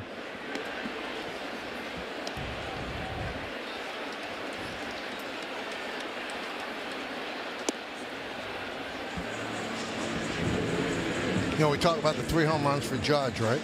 He's a 3-run home run away from a home run cycle. Did Alex do that once? I don't know if Alex ever had 4 home runs for the Yankees. I think he had like a solo, a 2-run, and a 3-run, and they were all off of Bartolo Colon. Yep. Of the Angels, then. Yeah, I was probably dumb and pulled him out of the game. Joe's been taking his Prevagen, man. All these things are just off the top of his head. 2-2. You know how that works, though. You can remember things far back. It's it's yesterday what happened. Wow. Fried wants to get through this inning. I'm not sure if Aaron will let him go past this hitter because it's been a struggle. Yeah, and it's 76 pitches his last start, and it's a long season. Another slow roller, Fried. And a nice scoop there by Goldschmidt. A run scores. Capra crosses the plate. An RBI for Churio. And it's 16-5. Joe, something, and the more you watch it, it's just, I think you really made a great point. Nothing hit hard from righties. Pull. Everything's topped. Little ground balls. And, they become tough plays, but after a good pitch.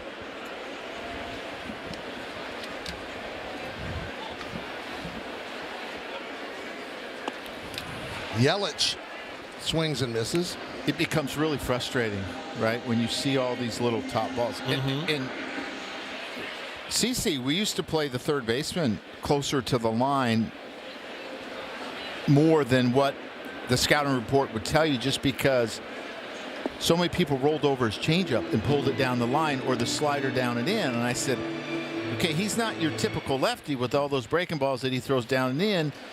We can't say you look at this team and this is what this guy does against lefties. CC's different. Right. So you got to change it a little bit. CC threw out the first pitch today. And played for both of these teams. Right. Oh, that run he had with Milwaukee. Really. Throwing every other day, it seemed like. Took them to the playoffs after coming over from Cleveland and just really took that team on his shoulders. And he will be inducted into the Hall of Fame this summer. That one is a base hit to right field. That's going to score Terang. Judge comes up throwing, fires it in. It's an RBI single for Yelich. And it's 16-6. And Max Fried, on a day where his team hits 8 home runs in 4 innings, is not going to be eligible to get a win. Yeah, and the defense really struggled behind him today on some tough ground balls. And You give a team extra outs, you're usually not going to go very deep in the game. So Fried departs. Yankees will go to the bullpen.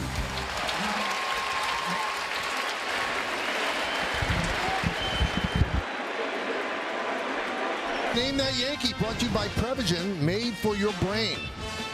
Let's see. Blue Jays, Yankees, and Orioles, 186. Got it. 3.51 ERA, 5 All-Stars. Got it. I think I have it, too. That was my guess, yeah. Sir. So Max Fried could sue for lack of support for his defense, but his offense said, oh, wait a minute. Andres Gomez comes on for the Yanks.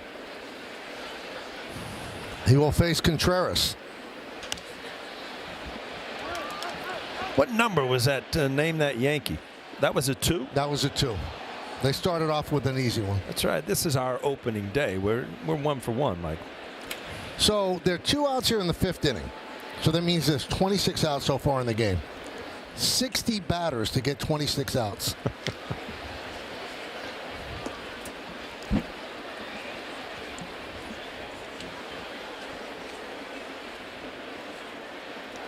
Just 2 of the runs earned because of the bad defense.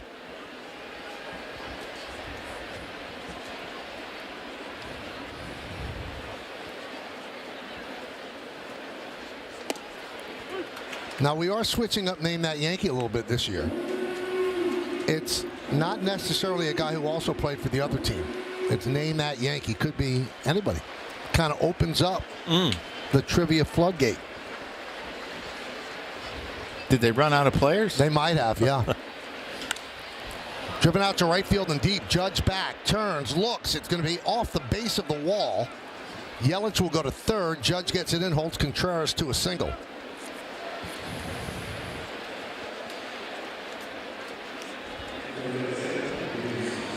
Well, 20 hits so far between the 2 teams. Again, belt high fastballs with a little movement are going to get hit hard.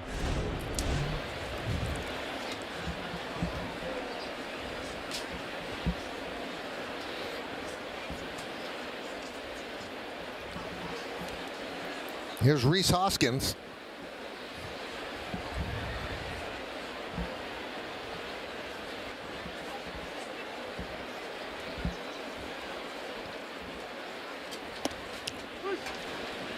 Andrews must have heard that they like to run. Make sure you hold the ball.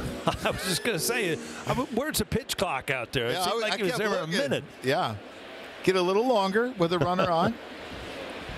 He took it right down to the wire.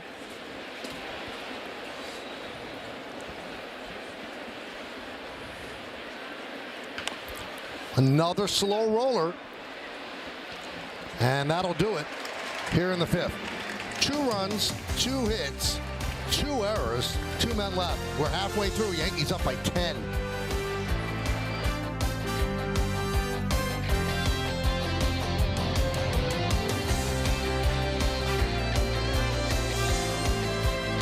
Spend your Sunday afternoon with Yes as the Yankees and the Brewers wrap up this opening weekend series here in the Bronx. Coverage begins at 12:30 with Audi batting practice and the pregame. Then first pitch will be just after 1:30 on Yes and the Gotham Sports app. Was that tiramisu in a helmet? They do have that now at the stadium. Wow. It's a big item. Audi scoreboard 16-6. Yankees have 8 home runs. Look at that. A little tiramisu in a helmet. Are you thinking you deserve a little piece after 4.5 innings? No, I'm thinking I'm going to dinner tonight with Frank and Mare with a little Italian tasting, and it's probably going to be on the menu. Elvis Peguero is a new pitcher. Another one of their somewhat 7th inning guys, 6th inning guys having to come in a little bit early today. Probably needs a little bit work. Super sinker I got up to 97, 98, and a good slider. I wrote super sinker in the notes. You know, it's hard to get the ball to sink when you throw that hard. It's amazing.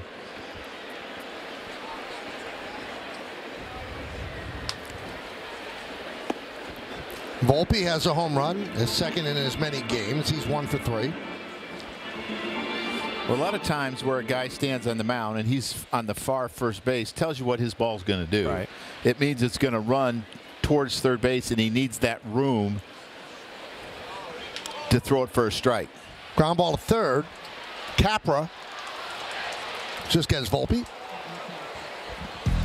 Time for today's injury report, brought to you by Montefiore Einstein, the official hospital of the New York Yankees.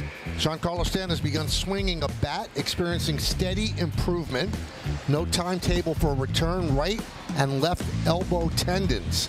He's had 3 PRP injections, but he is swinging a bat, and he's not just dry swing. He actually has been hitting a little bit under the stadium at the cages, so they expect him to be back at some point. When that is, they're not tipping their cap, but they tip in their hand, but they believe he's going to be back.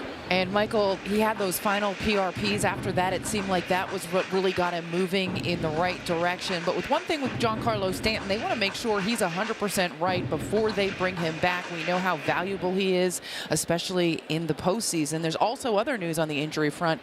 Ian Hamilton could be joining the team soon. He's starting a rehab assignment today, probably a couple outings for him. Aaron Boone said he expects him back as soon as he is eligible to come off that IL. Throwing a slider with that kind of depth up to 90, 91. Yeah, with that sinker, Just glad you're sitting here now. It's much easier to hit it up here than it is down there, believe me.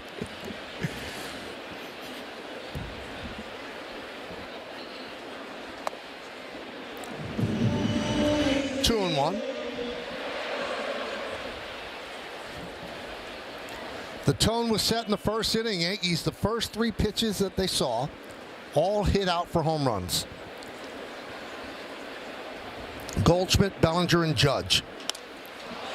Lofted to left field by Wells. Churrio's there, puts it away.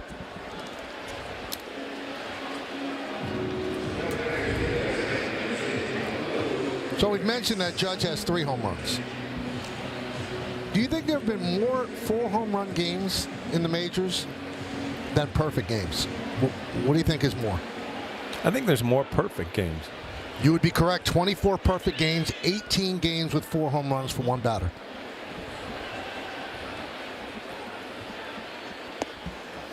And it's only been done one time in Yankee history, and that was in 1932.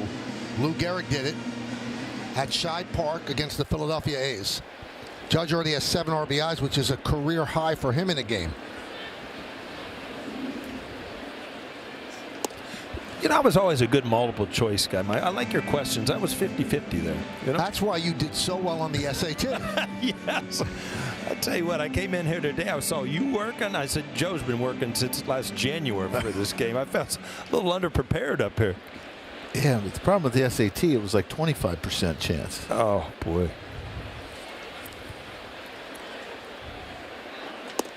It was good enough to get you into Florida, right? Well, yeah, I remember taking it, but then I remember when they told me that, you know, we want you to play baseball, then I didn't think my SAT score was as important as it could have been, you know? Bet you Neville had a good SAT. Much better than mine. Yeah. I'm not going to brag. She wins at a lot of things in life. You were going to U of F? No, South Florida. South Florida. South Florida. Yeah, Robin Roberts was coaching down there. Anywhere where it was sunny and warm. Coming from Columbus, Ohio, where you play 12 games a year in the spring and it's freezing, I wanted to go somewhere warm.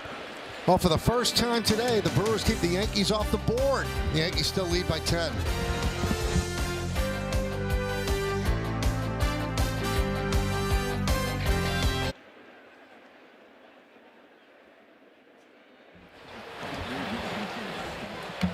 Thank you, Bob. Montefiore Einstein scoreboard 16-6 Yankees as we go to the 6th. And Gomez with a breaking ball that doesn't break, 1-0. It'll be Frelick, Ortiz, and Mitchell.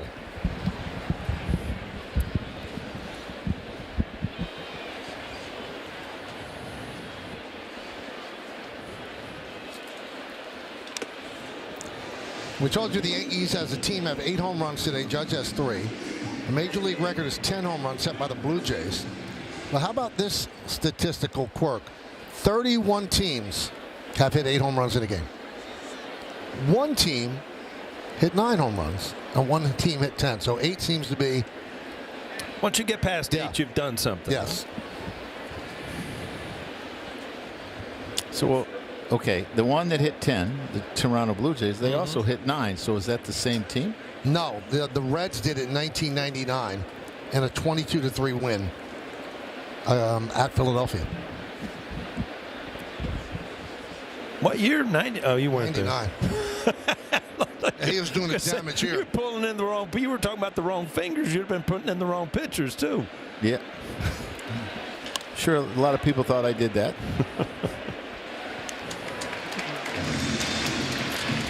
Take a little trip around the majors, shall we? Misner with a walk-off home run in the Rays' first game at Steinbrenner Field.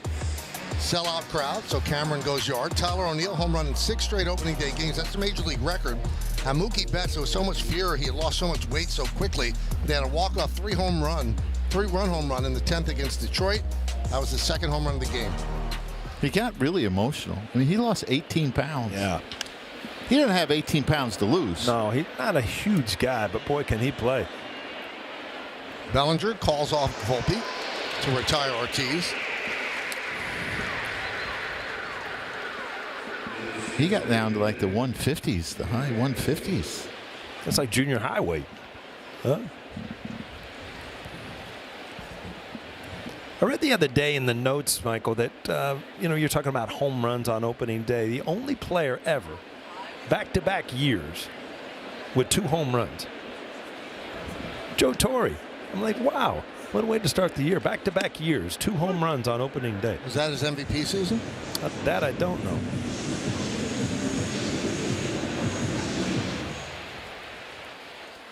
Yeah, the question is, where were you reading the notes? I just read notes. I don't know where they came from. Because I wasn't coming to the ballpark. Yeah, I didn't have the official notes.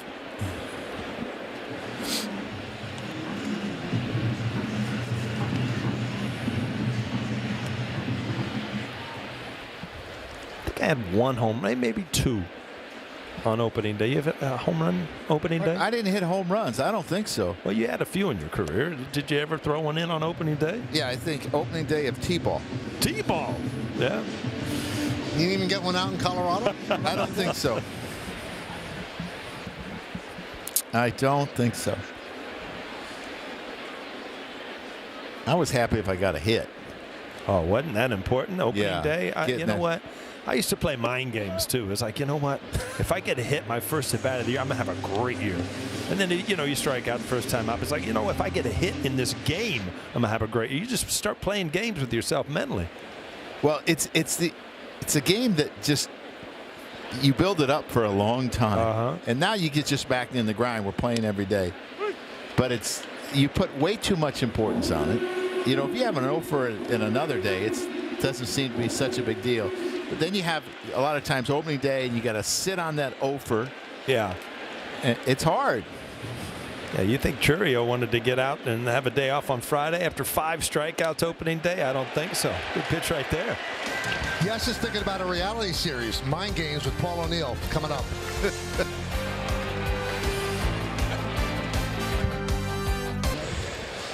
This copyrighted telecast presented by authority of the New York Yankees and may not be reproduced or retransmitted in any form, and the accounts and descriptions of this game may not be disseminated without the express written consent of the New York Yankees. Peguero deals to Dominguez.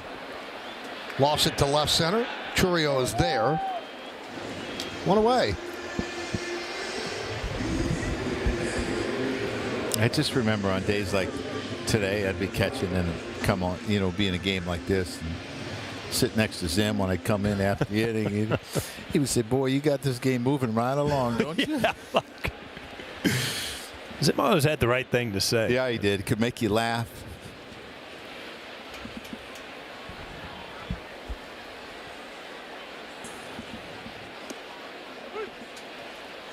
Oh, and 1 on Grisham. Grisham 1 for 2 with a walk. 2 runs scored.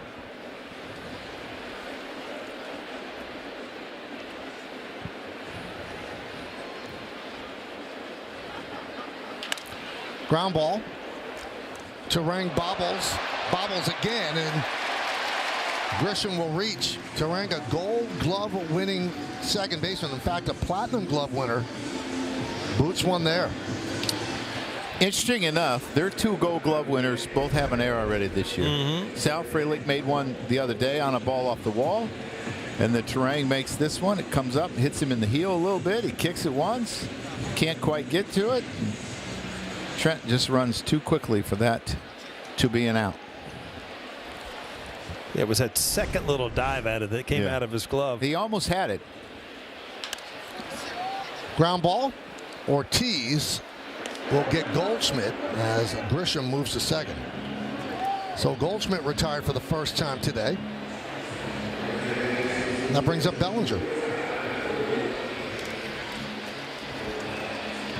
Hedrick warming for the Yanks. They're starting the season with 3 lefties in the bullpen.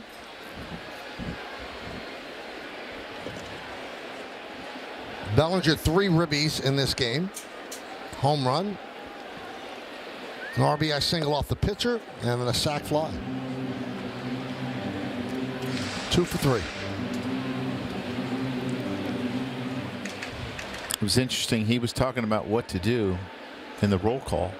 Talked to his father, Clay. Yeah. I saw Clay after the opener on Thursday. You could have read by his grin. He was so happy his son was playing for the Yankees. Unbelievable.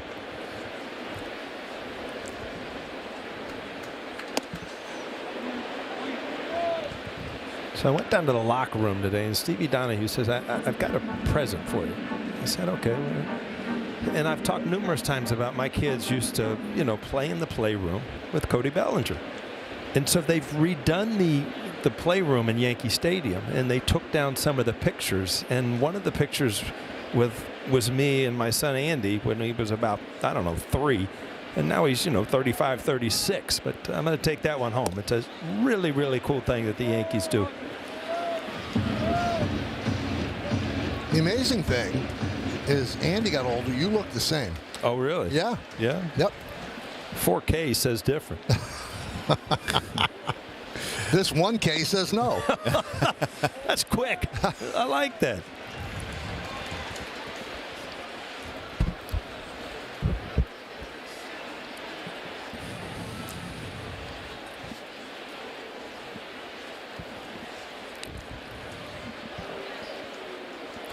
Three-two count on Bellinger. Judge is on deck.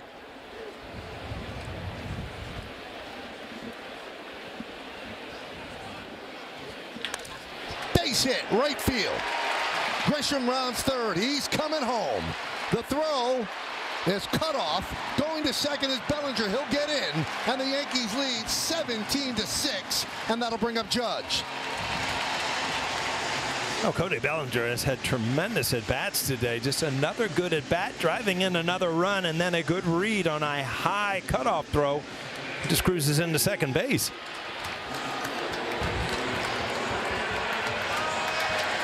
Yeah, something you don't talk a lot about Cody Bellinger, but watching him the last 2 years, he's a really, really good base runner. Understands when goes first and third, and here we go. Is this number 4? 3 home runs for Judge, 7 ribbies.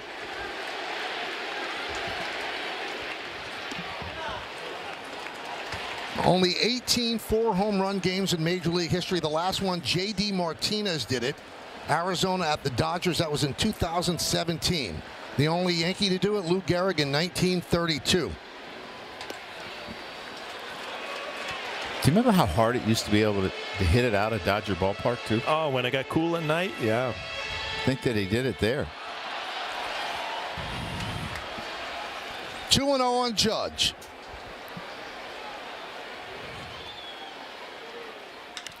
High fly ball, right field. Frelick back. He's on the track, and it's going to be off the wall. Bellinger scores. Judge gets himself an RBI double, and the Yankees lead 18-6. That close to making history. Wow, what a day for Aaron Judge. And, the reason Aaron Judge is getting pitches to hit in this situation, first base open, is because it was 17-6 at the time. Now it's 18-6. Frelick, again, kind of not knowing where he is in a short porch in right field. Not able to get back. But off the bat, anytime the ball is airborne, you see the stands and the fans. Did he get 4? Well, he's got 3 with a double. It's a pretty good day. And betters his career high with 8 runs batted in for the game. 9 on the season in 2 games. Now, these are the little things that used to irritate teams. You know, when you're getting beat 18-6, you hate to see guys kind of overswinging, landing on their back knee. You don't wake up people.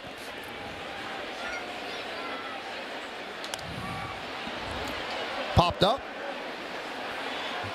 Well, when I saw that, I thought about what you said. You know, very seldom did you see back-to-back. Because they would hit the third guy In the back. Yeah. And when he took that swing, I mean, the game has changed, and Major League Baseball has done a really good job of keeping pitchers from intentionally hitting players. But it would have happened. It happened to me when I was with the Rockies. And I told the pitcher I was the only guy you could get out. I had nothing to do with those home runs. Up the middle and caught by Ortiz to end the inning. Yankees add 2 more runs. They're up by 12.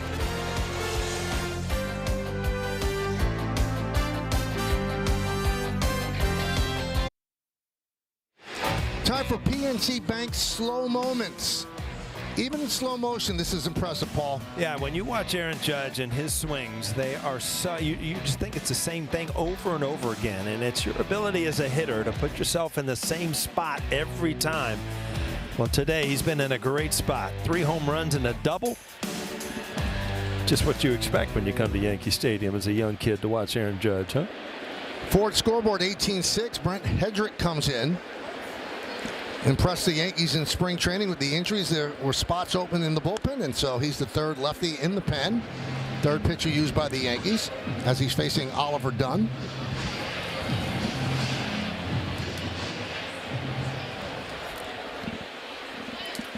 Hedrick's pitched in the big leagues for Minnesota in 23 and 24. 27 years old. He was picked up off waivers from Minnesota on February 11th. He's from a family of professional drag racers. His parents, his older sister, his aunts, and his uncles.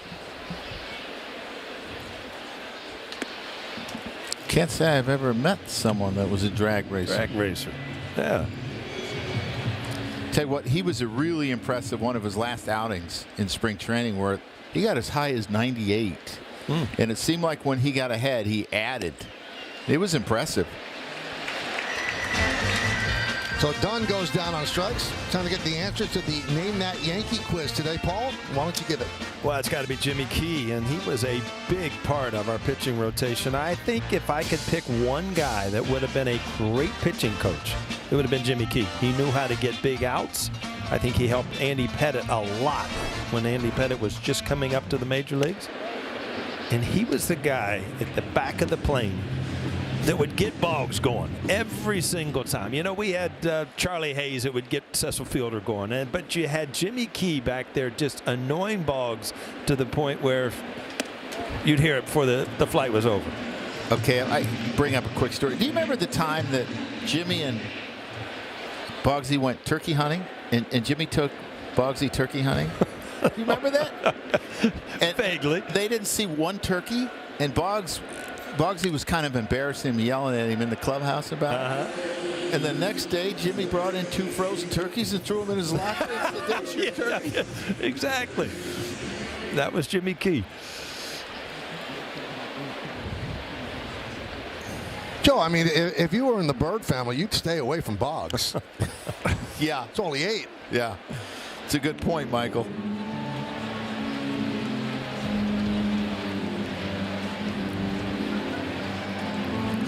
Two and 2 on Bryce Terang. Yankees up 18-6.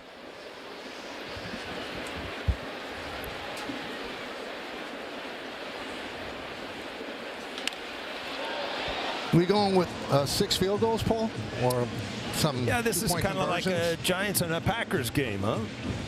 Well, last year I don't think the Giants were putting up 18. A big day for them. Boy, speaking of the Packers, when we used to play in that old county stadium where Milwaukee used to play before Miller Field, it just that was, I didn't even realize. There's Jimmy Key. This is him in Game 6. Everybody talks about Joe's triple, but Jimmy Key was on the mound and pitched brilliantly in that World Series clinching game. You know what else happened that day for him? He got engaged. Oh, is that right? Yeah.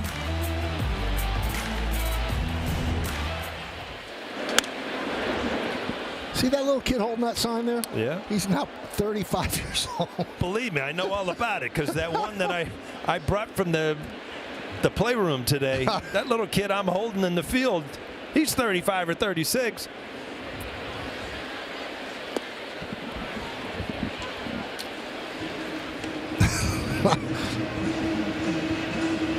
I hope you're doing well, and I hope you're watching.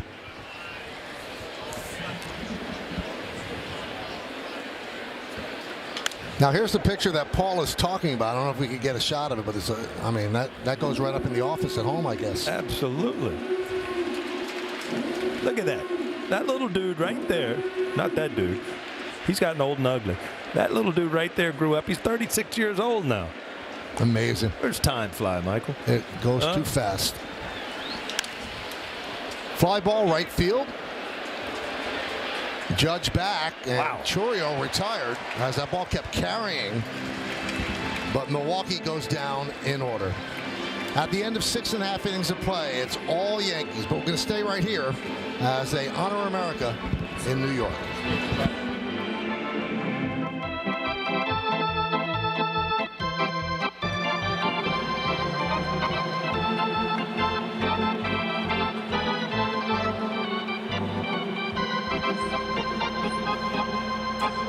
Ladies and gentlemen, will you please rise and remove your caps and direct your attention to the area behind home plate as the New York Yankees welcome an honored military guest. United States Navy Seaman Michael Darder from Paterson, New Jersey, who served in the Korean War. The Yankees say thank you for your sacrifice and service to our nation.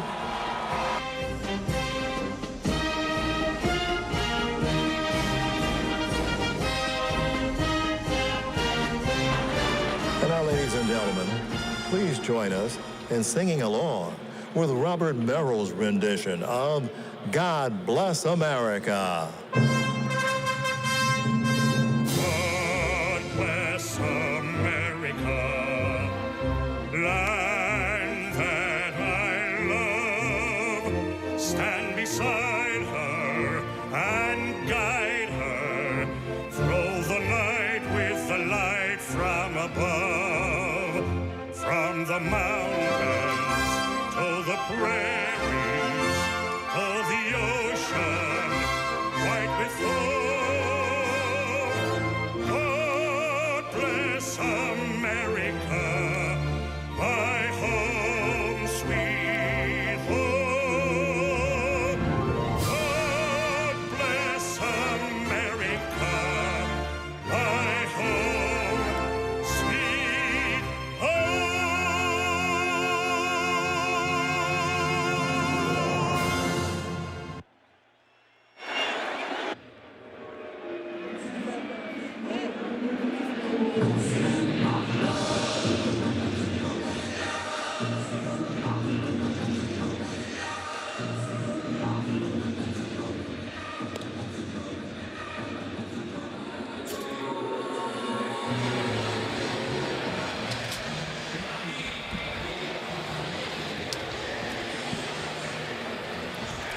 Well, thank you, guys. Bottom of the 7th inning. You see the summary, 18-14-5, leading 6-8-1. 8 home runs ties the franchise record. Third time they've done it. Major league record is 10 home runs back in 1987 by the Blue Jays. Anthony Volpe leads off against Chad Patrick, the new pitcher.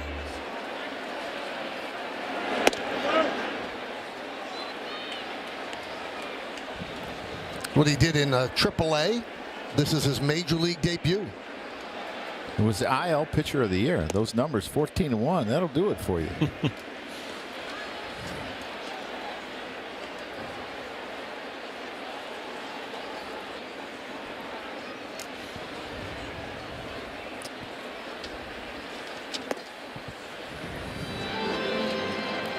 Well, earlier, Connor Thomas made his major league debut. Didn't go well. And now Chad Patrick. And there's ball 4 as Anthony Volpe works a walk. Well, tickets for all 2025 Yankees home games are on sale at Yankees.com.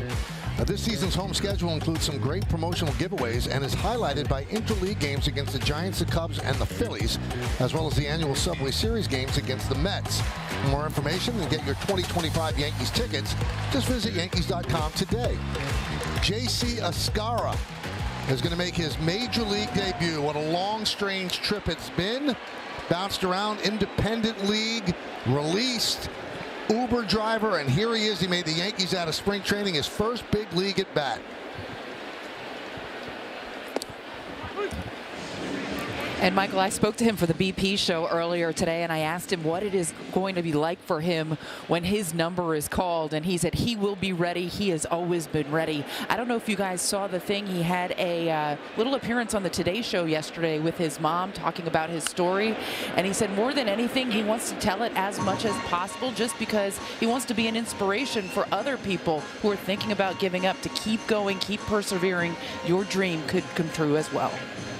What a wonderful story, and a really, really nice guy. And he hung in there, and here he is in the big leagues as he swings and misses and goes down on strikes. And Michael, he and Nestor Cortez did a nice little jersey exchange prior to opening day, which was kind of cool. Two guys from the same hometown, knew each other growing up. I asked him what Nestor was like in high school, and he said he was nasty.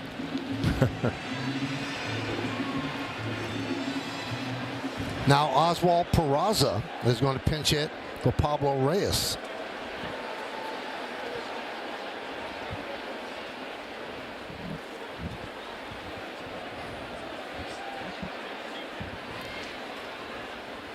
So that means that all the Yankee position players have gotten into a game this year.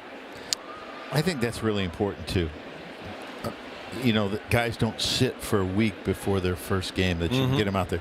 They played Monday and Tuesday at the end of spring training, so you're going 4 days without a bat. Now you're in here, and now you feel better. How happy are you right now? Why is that? You see what's sitting next to you? Oh, I know. They just, I mean, they sent up the samples for the tiramisu here. I don't know. Mom said I'm not allowed to eat dessert before I eat dinner, though, right? You could have one spoon. This is a very popular item here at the stadium.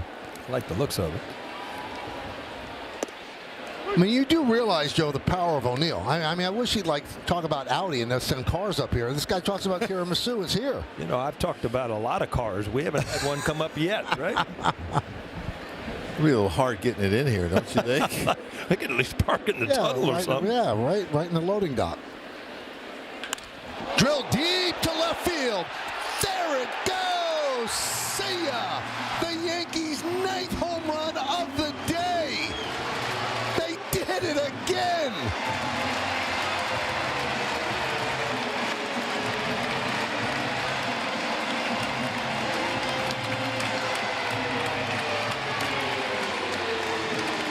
This is what I saw when he broke in the major leagues years ago, Joe. It's like, this guy has power.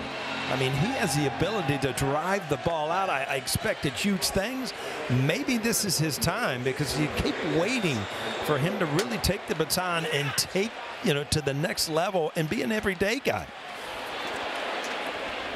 Yeah, there were questions about him, whether he was going to make the team or not, and there were some injuries, and he was out of options, and he gets a breaking ball that's about thigh high. Really struggled in spring training, and I think there were questions about him. And I think so many times when young players come into spring training and they know they have a chance to make the team and have an impact, they put so much pressure. Oh, yeah. And then all of a sudden you have a really tough spring training and you're on the team, and maybe you relax a little bit and say, okay. Dominguez with a single. That's his first hit of the season.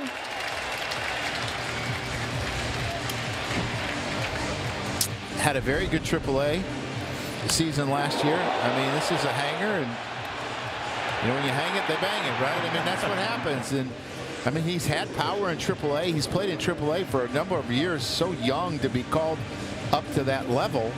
I mean, that's a really good swing into your backside, using your legs.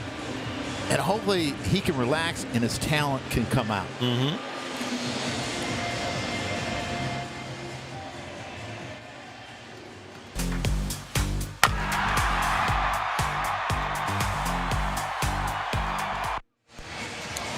Well, the Yankees now stand with the Reds as the only teams in baseball history to have 9 home runs in a game, and they're 1 home run away from the all-time record of 10 set by the Blue Jays.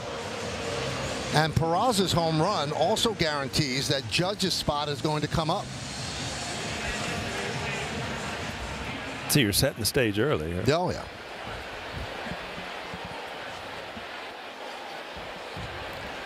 Here's Trent Grisham. Dominguez is on first. They're not holding him. The Yankees lead by 14, 20-6. Darn extra point that they missed. I hope it doesn't come back to haunt them. I wonder if they know in the dugout if the record is 10. I would think no. You don't think so? There's certain things that don't come in. I mean, you've hit a lot of home runs. I mean, you're putting a beating on somebody, but I don't know that you ever know records like that, huh? The only thing is if someone's said, what's the record? Like someone that's not really a pitcher's down there, and someone calls up to the press box and asks, that sort of thing. Now, they had the game on in the clubhouse, so somebody's heard us say that. I wonder if it's been relayed to the players. And the trainers will go back and forth. Yep. I don't know, Michael. You think to keep the volume up? That might just turn us off. Just watch the play-by-play. Paul, I've turned a lot of people off in my life, so it could be. You got all kind of shows, though. People like to hear you. 1-2 on Grisham.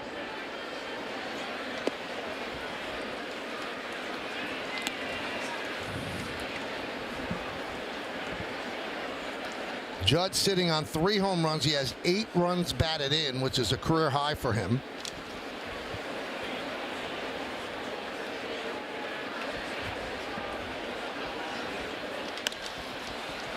Popped up. Ortiz makes the play. That's out number 2.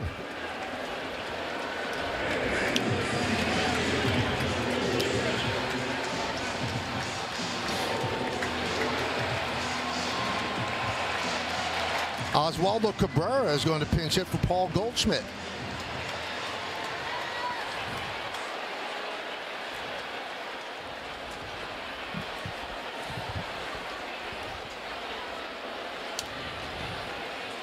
Now, Aaron Boone being a 3rd-generation Boone in baseball, he knows the record is 4 home runs in a game, so he's not going to lift Judge with 1 at bat to go. I'm not sure if he knows about the 10 home runs.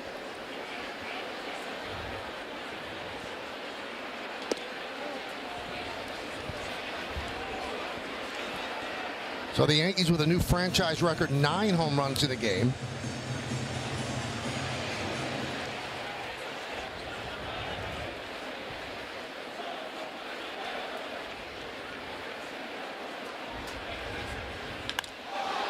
Line to right field. Frelick is there, and that'll do it. So we'll wait till next inning for Judge to get another try. Another home run for the Yanks, 2 more runs.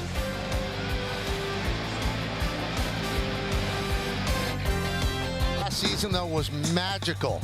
The Bronx Lotus, 223 OPS plus. Highest all-time for a right-handed batter in a single season. How about the slug and 700 or more plate appearances? 6th player in a single season to do that. Pretty special ones that did it as well. One of 3 players all time to lead the majors in home runs, ribbies, WAR, slugging, OPS, and walks. Babe Ruth did it 3 times, and Ted Williams. The best of us indeed. 2nd time MVP. Hyundai scoreboard 20-6. With his day today, he's telling last year to hold my beer. He's off to a decent start here in game 2. No doubt about it. There's Carlos Carrasco. He's making his Yankee debut. He's the Yankees' 5th starter. But with an off day on Monday, they're getting him into a game right now. Isaac Collins pinch hitting. See the changes for the Yanks.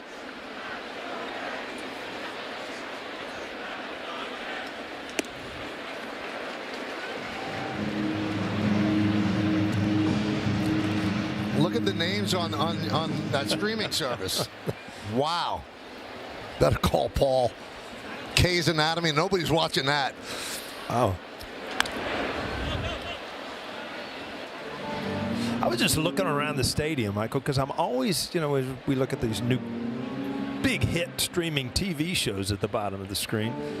I think, Reebok's new, right? The Reebok sign out there in right center? Gotham Sports app, obviously that's new. Amtrak, I think that's new too. No, I think Amtrak's been out there.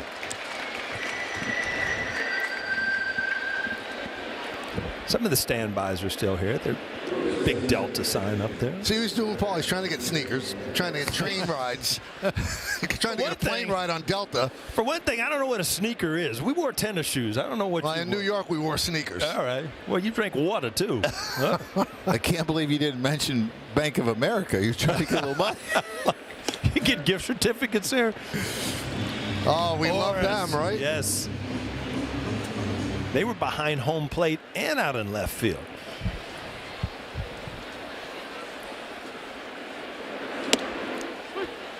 Eric Haas pinch hitting for Contreras.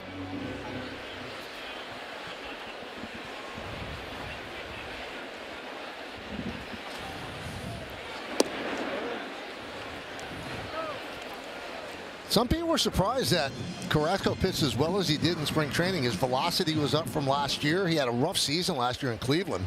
Veteran, knows how to pitch, has an arsenal of pitches, and again with the height and velocity a little bit better.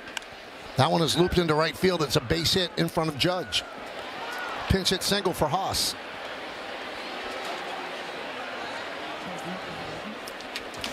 Yankees baseball on Yes is brought to you in part by Toyota, the official hybrid vehicles of the Yankees, and by Delta, the official airline of the New York Yankees. Delta, keep climbing.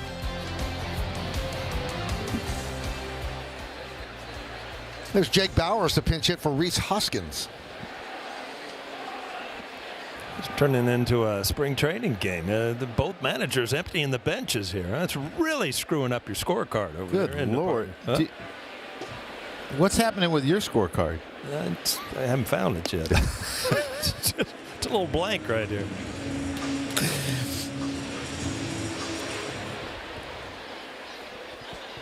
Michael dug into the tiramisu.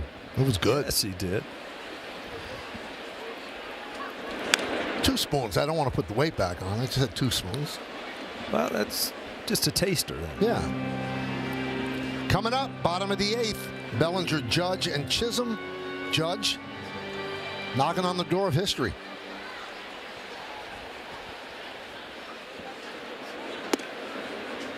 One and 2.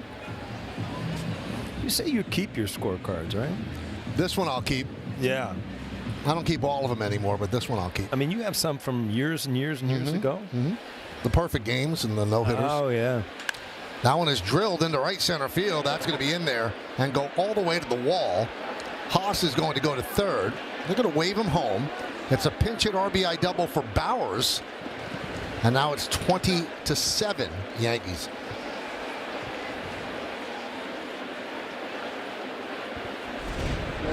It's 2 good at-bats he's had. Pinch hitting. He had a good one on opening day where he walked off of Devin Williams, and then you see this double that he lines in the corner. Fastball that's up in the zone. I mean, that's been what we've talked about all day, and that's why there's so many runs. I mean, I think hitters, too, are adjusting to pitches up, fastballs up, because they practice so much against velocity up in the zone off these new machines that they have, and everybody's trying to do it.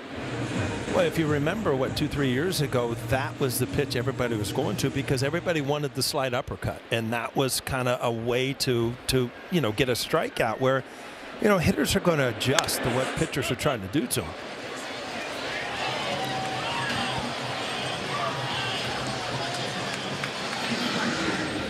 1-1 on Sal Frelick.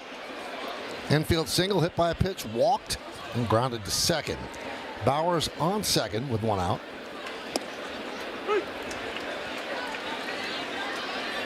Nice change up there by the man they call Cookie Carrasco.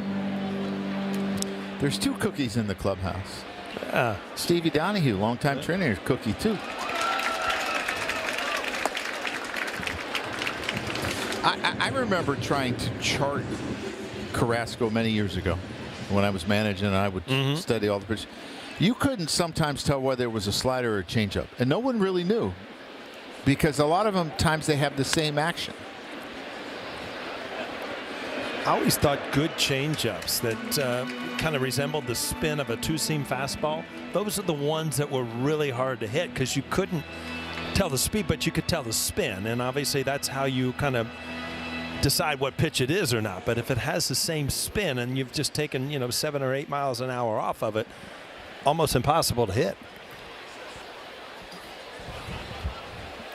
So Cabrera with the put out at first, 2 men down. Moving to third is Bowers. Here's Joey Ortiz. And a strike.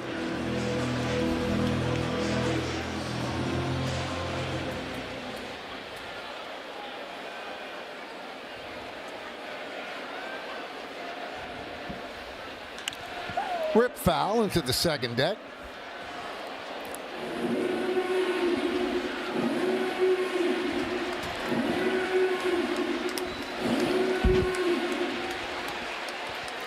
Yankees lead 20-7, 20-16-5, 7-10-1 for Milwaukee. Now, if you have a friend who's a baseball fan that might not be watching the game, call that friend, text that friend. You have a chance to see history in the bottom of the inning. Swing and a miss. Aaron Judge, 3 home runs. Looking for a Major League record 4. Stay tuned.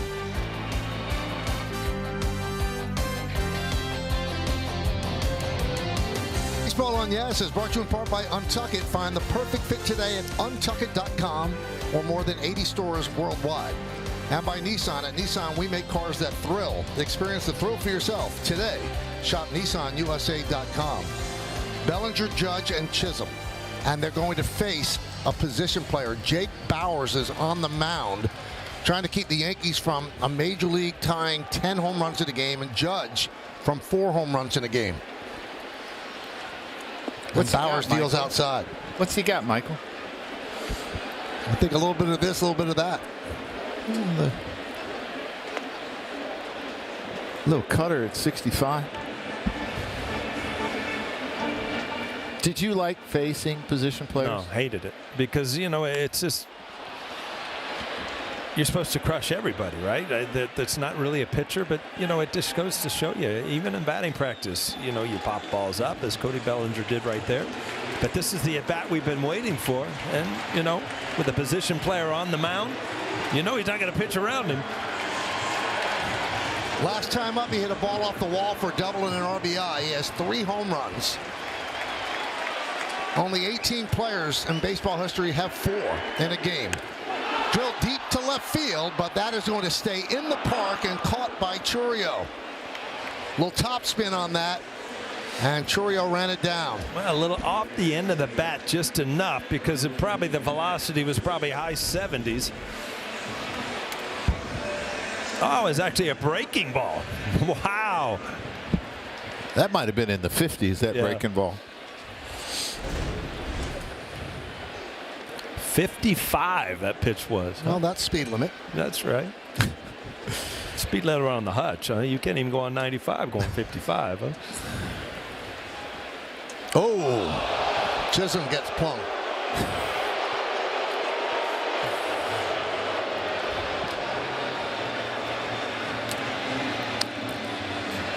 I tell you what, Jake Bowers was going to have a lot to talk about if he went 1-2-3 today. Yes. Right in the middle of the order, yes. But now that's not going to happen.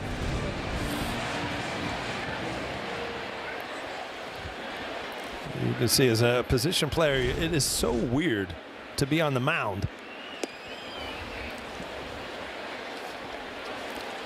Well, he's got some experience at this.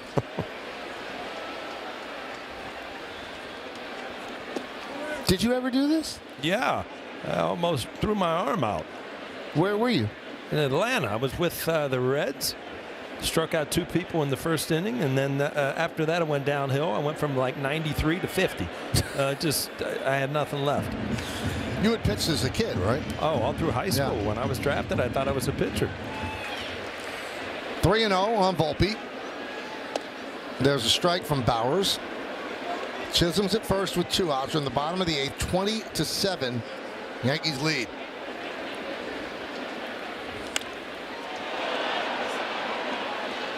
Now 3-2.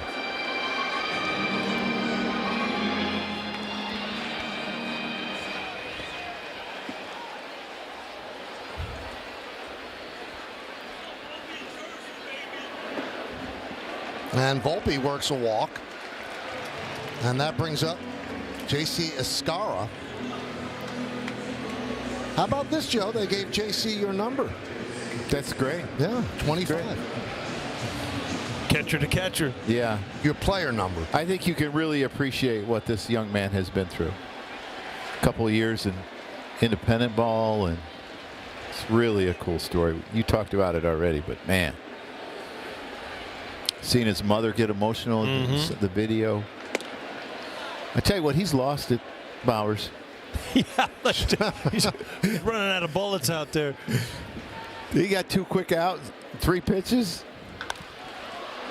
Rip foul. Also a nice moment. He came to the ballpark on Thursday in an Uber. And he used to drive an Uber to try to make ends meet. I mean, you wouldn't have any problem as a young player getting your first hit off a position player. Nobody knows, right? Because when it's on the back of that bubble one card, nobody knows. Dunn makes the play, and how about that? Jake Bowers stops the Yankees and Aaron Judge from making history.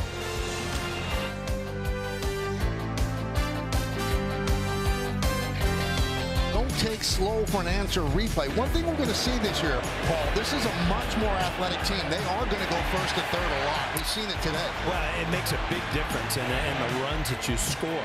And again, you want the mentality as a base runner to always take that extra base. Obviously, the defense, they're much improved. Didn't show up today, but the base running and the speed and the way the Yankees are going to go about playing every single day, I think it's going to be exciting to watch. Carlos Carrasco trying to get the final 3 outs as he deals outside to Garrett Mitchell. Oswaldo Cabrera moves to right field to take over for Judge. Ben Rice will play first base in place of Cabrera, so every Yankee position player got into the game. That one is lined over the leaping try of Volpe, a base hit for Garrett Mitchell. Well, fans, stay tuned after the final out for today's WB Mason Yankees postgame as Bob Jack and John Flaherty are standing by in the studio with highlights and analysis. Of course, Meredith Morakovitz gets player interviews in the clubhouse. We'll hear from Aaron Boone on the manager's report. That's all coming up on Yes and the Gotham Sports app. The kind of information we're going to give out today, Paul. You ready? The Yankees have never won a game in their illustrious history by a score of 20-7. Fly ball left field off the bat of Dunn. Bellinger puts it away. But we looked it up. The Giants have 4 such wins. The New York Football Giants have 4 such wins. The last time they did it, they won 20-7, 1997 at the Cowboys. And the Jets also have 4 by that score. Last time was in 2015 at the Colts. 2015 at the Colts. Mm-hmm. There was a good game. The Jets and the Colts in the Super Bowl. Joe Willie, right? That's right. But that was the Baltimore Colts. Yeah, that's one I remember, though. You must have been 6 then. That's all right. I was a big football fan, though. You did take your Prevagen today, didn't you? Now one is driven out into right center field. On the run is Cabrera, and that ball is gone. A 2-run home run, so it's not going to be 20-7. It's going to be 20-9 at least as Terang with a 2-run home run.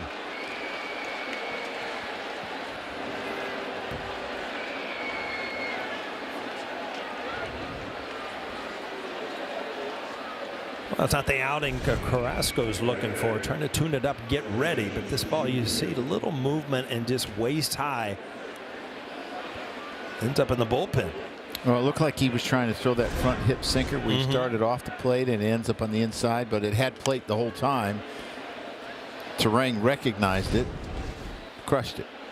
Yeah, that is a two-seamer. You see a little movement, but that ball's got to end up on the inside corner, not start on the inside corner and end up in the middle of the plate.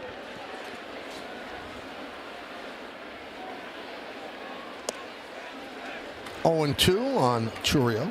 You know, had a tough day today is at home plate. I mean, it's been stepped on a lot today. You know that?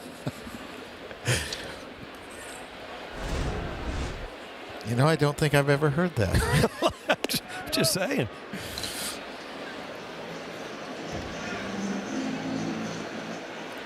Danny Cunningham, the great grounds crew, he'd have a tough day because he had to fill in all those holes. That's right. A lot of traffic in that batter's box.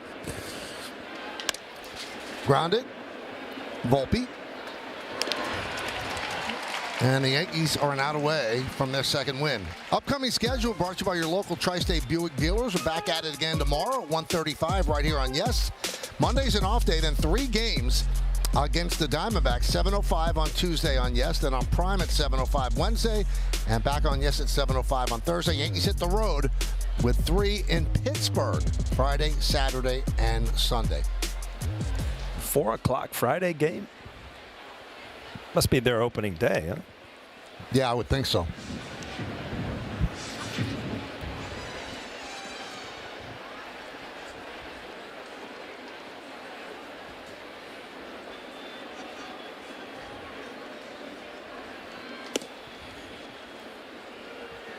Two and 0 on Isaac Collins. Mike, I'm really glad our first game together this year, we got to spend over 3 hours together. Yes, it's always nice. How many times will you two do this? Oh, a lot. We're in the 60s or 70s, easy. That's like a day off for him, though. He's like 150 plus a radio show, a couple other shows.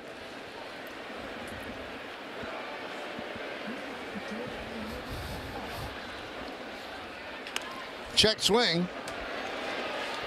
Peraza not in time as Collins beats it out.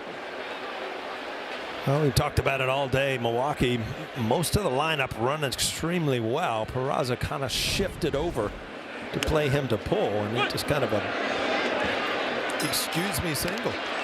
Now, Paul, I know you were wondering about this. The Yankees have never had a 20-9 win.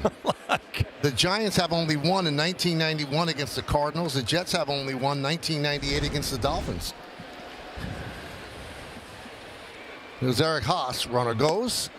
And they'll let him take second on a swing and a miss.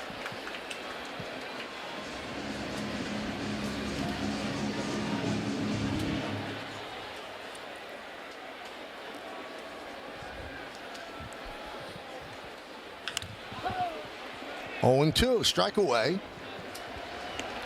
Yankees got out of the starting blocks great last year, and that benefited them when they ran into a little bit of a slide in the middle 35 games. But you can't lose a season early, you can't win a season early, but you can help yourself get through some of the rough spots by piling up wins early. Yeah, they were 49-21 their first 70 games. Yep. And Garrett Cole didn't pitch till game 76. And then they had a stretch where I believe they were 11-25. But they ended up winning the American League East and the American League pennant and going to the World Series against the Dodgers. 1-2. 2-2.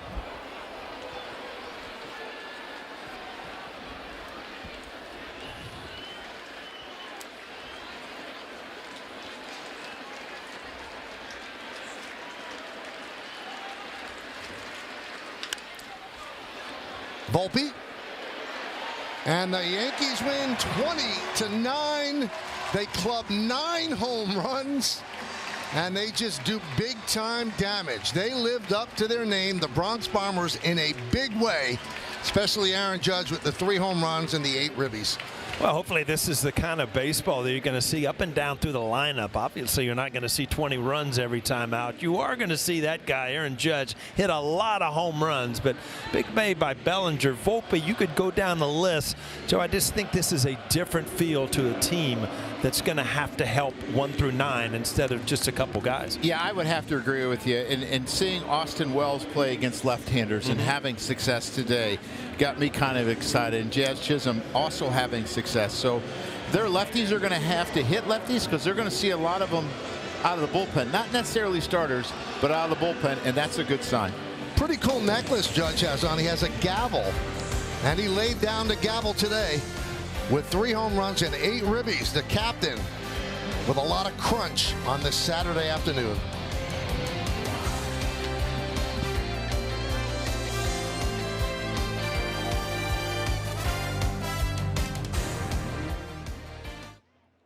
Take a look at the Allstate good hand. Top of the 4th, bases loaded, 2 outs. Jazz Chisholm makes this really good catch over the shoulder. Score was 13-4 at the time, but if it falls, who knows what can happen. Outstanding play by Jazz Chisholm. Now we move right to the Cadillac drive of the game. Drives of the game this time, Paul. Yeah, it usually takes a team, but not today. Aaron Judge in the first inning, his first of the year, and now in the 3rd, his first grand slam of the year. And in the 4th, number 3 on the day. In the 6th, he hit one off the wall, too. What a day for Aaron Judge. Gomez the win for the Yankees. Cortez took the loss in his return to the stadium as an opponent. He lasted just 2 innings. Gave up 8 runs. Aaron Judge 4 for 6. 9 home runs for the Yanks. That's a franchise record. Coming up on the Yes Network, stay tuned for the WB Mason postgame show with Bob Lorenz, Jack Curry, and John Flaherty. Special thanks to producer Troy Benjamin, director Dan Barr, Mike Webb, and the executive producer of the Yes Network is Jared Ames Boschnack. Join us again tomorrow.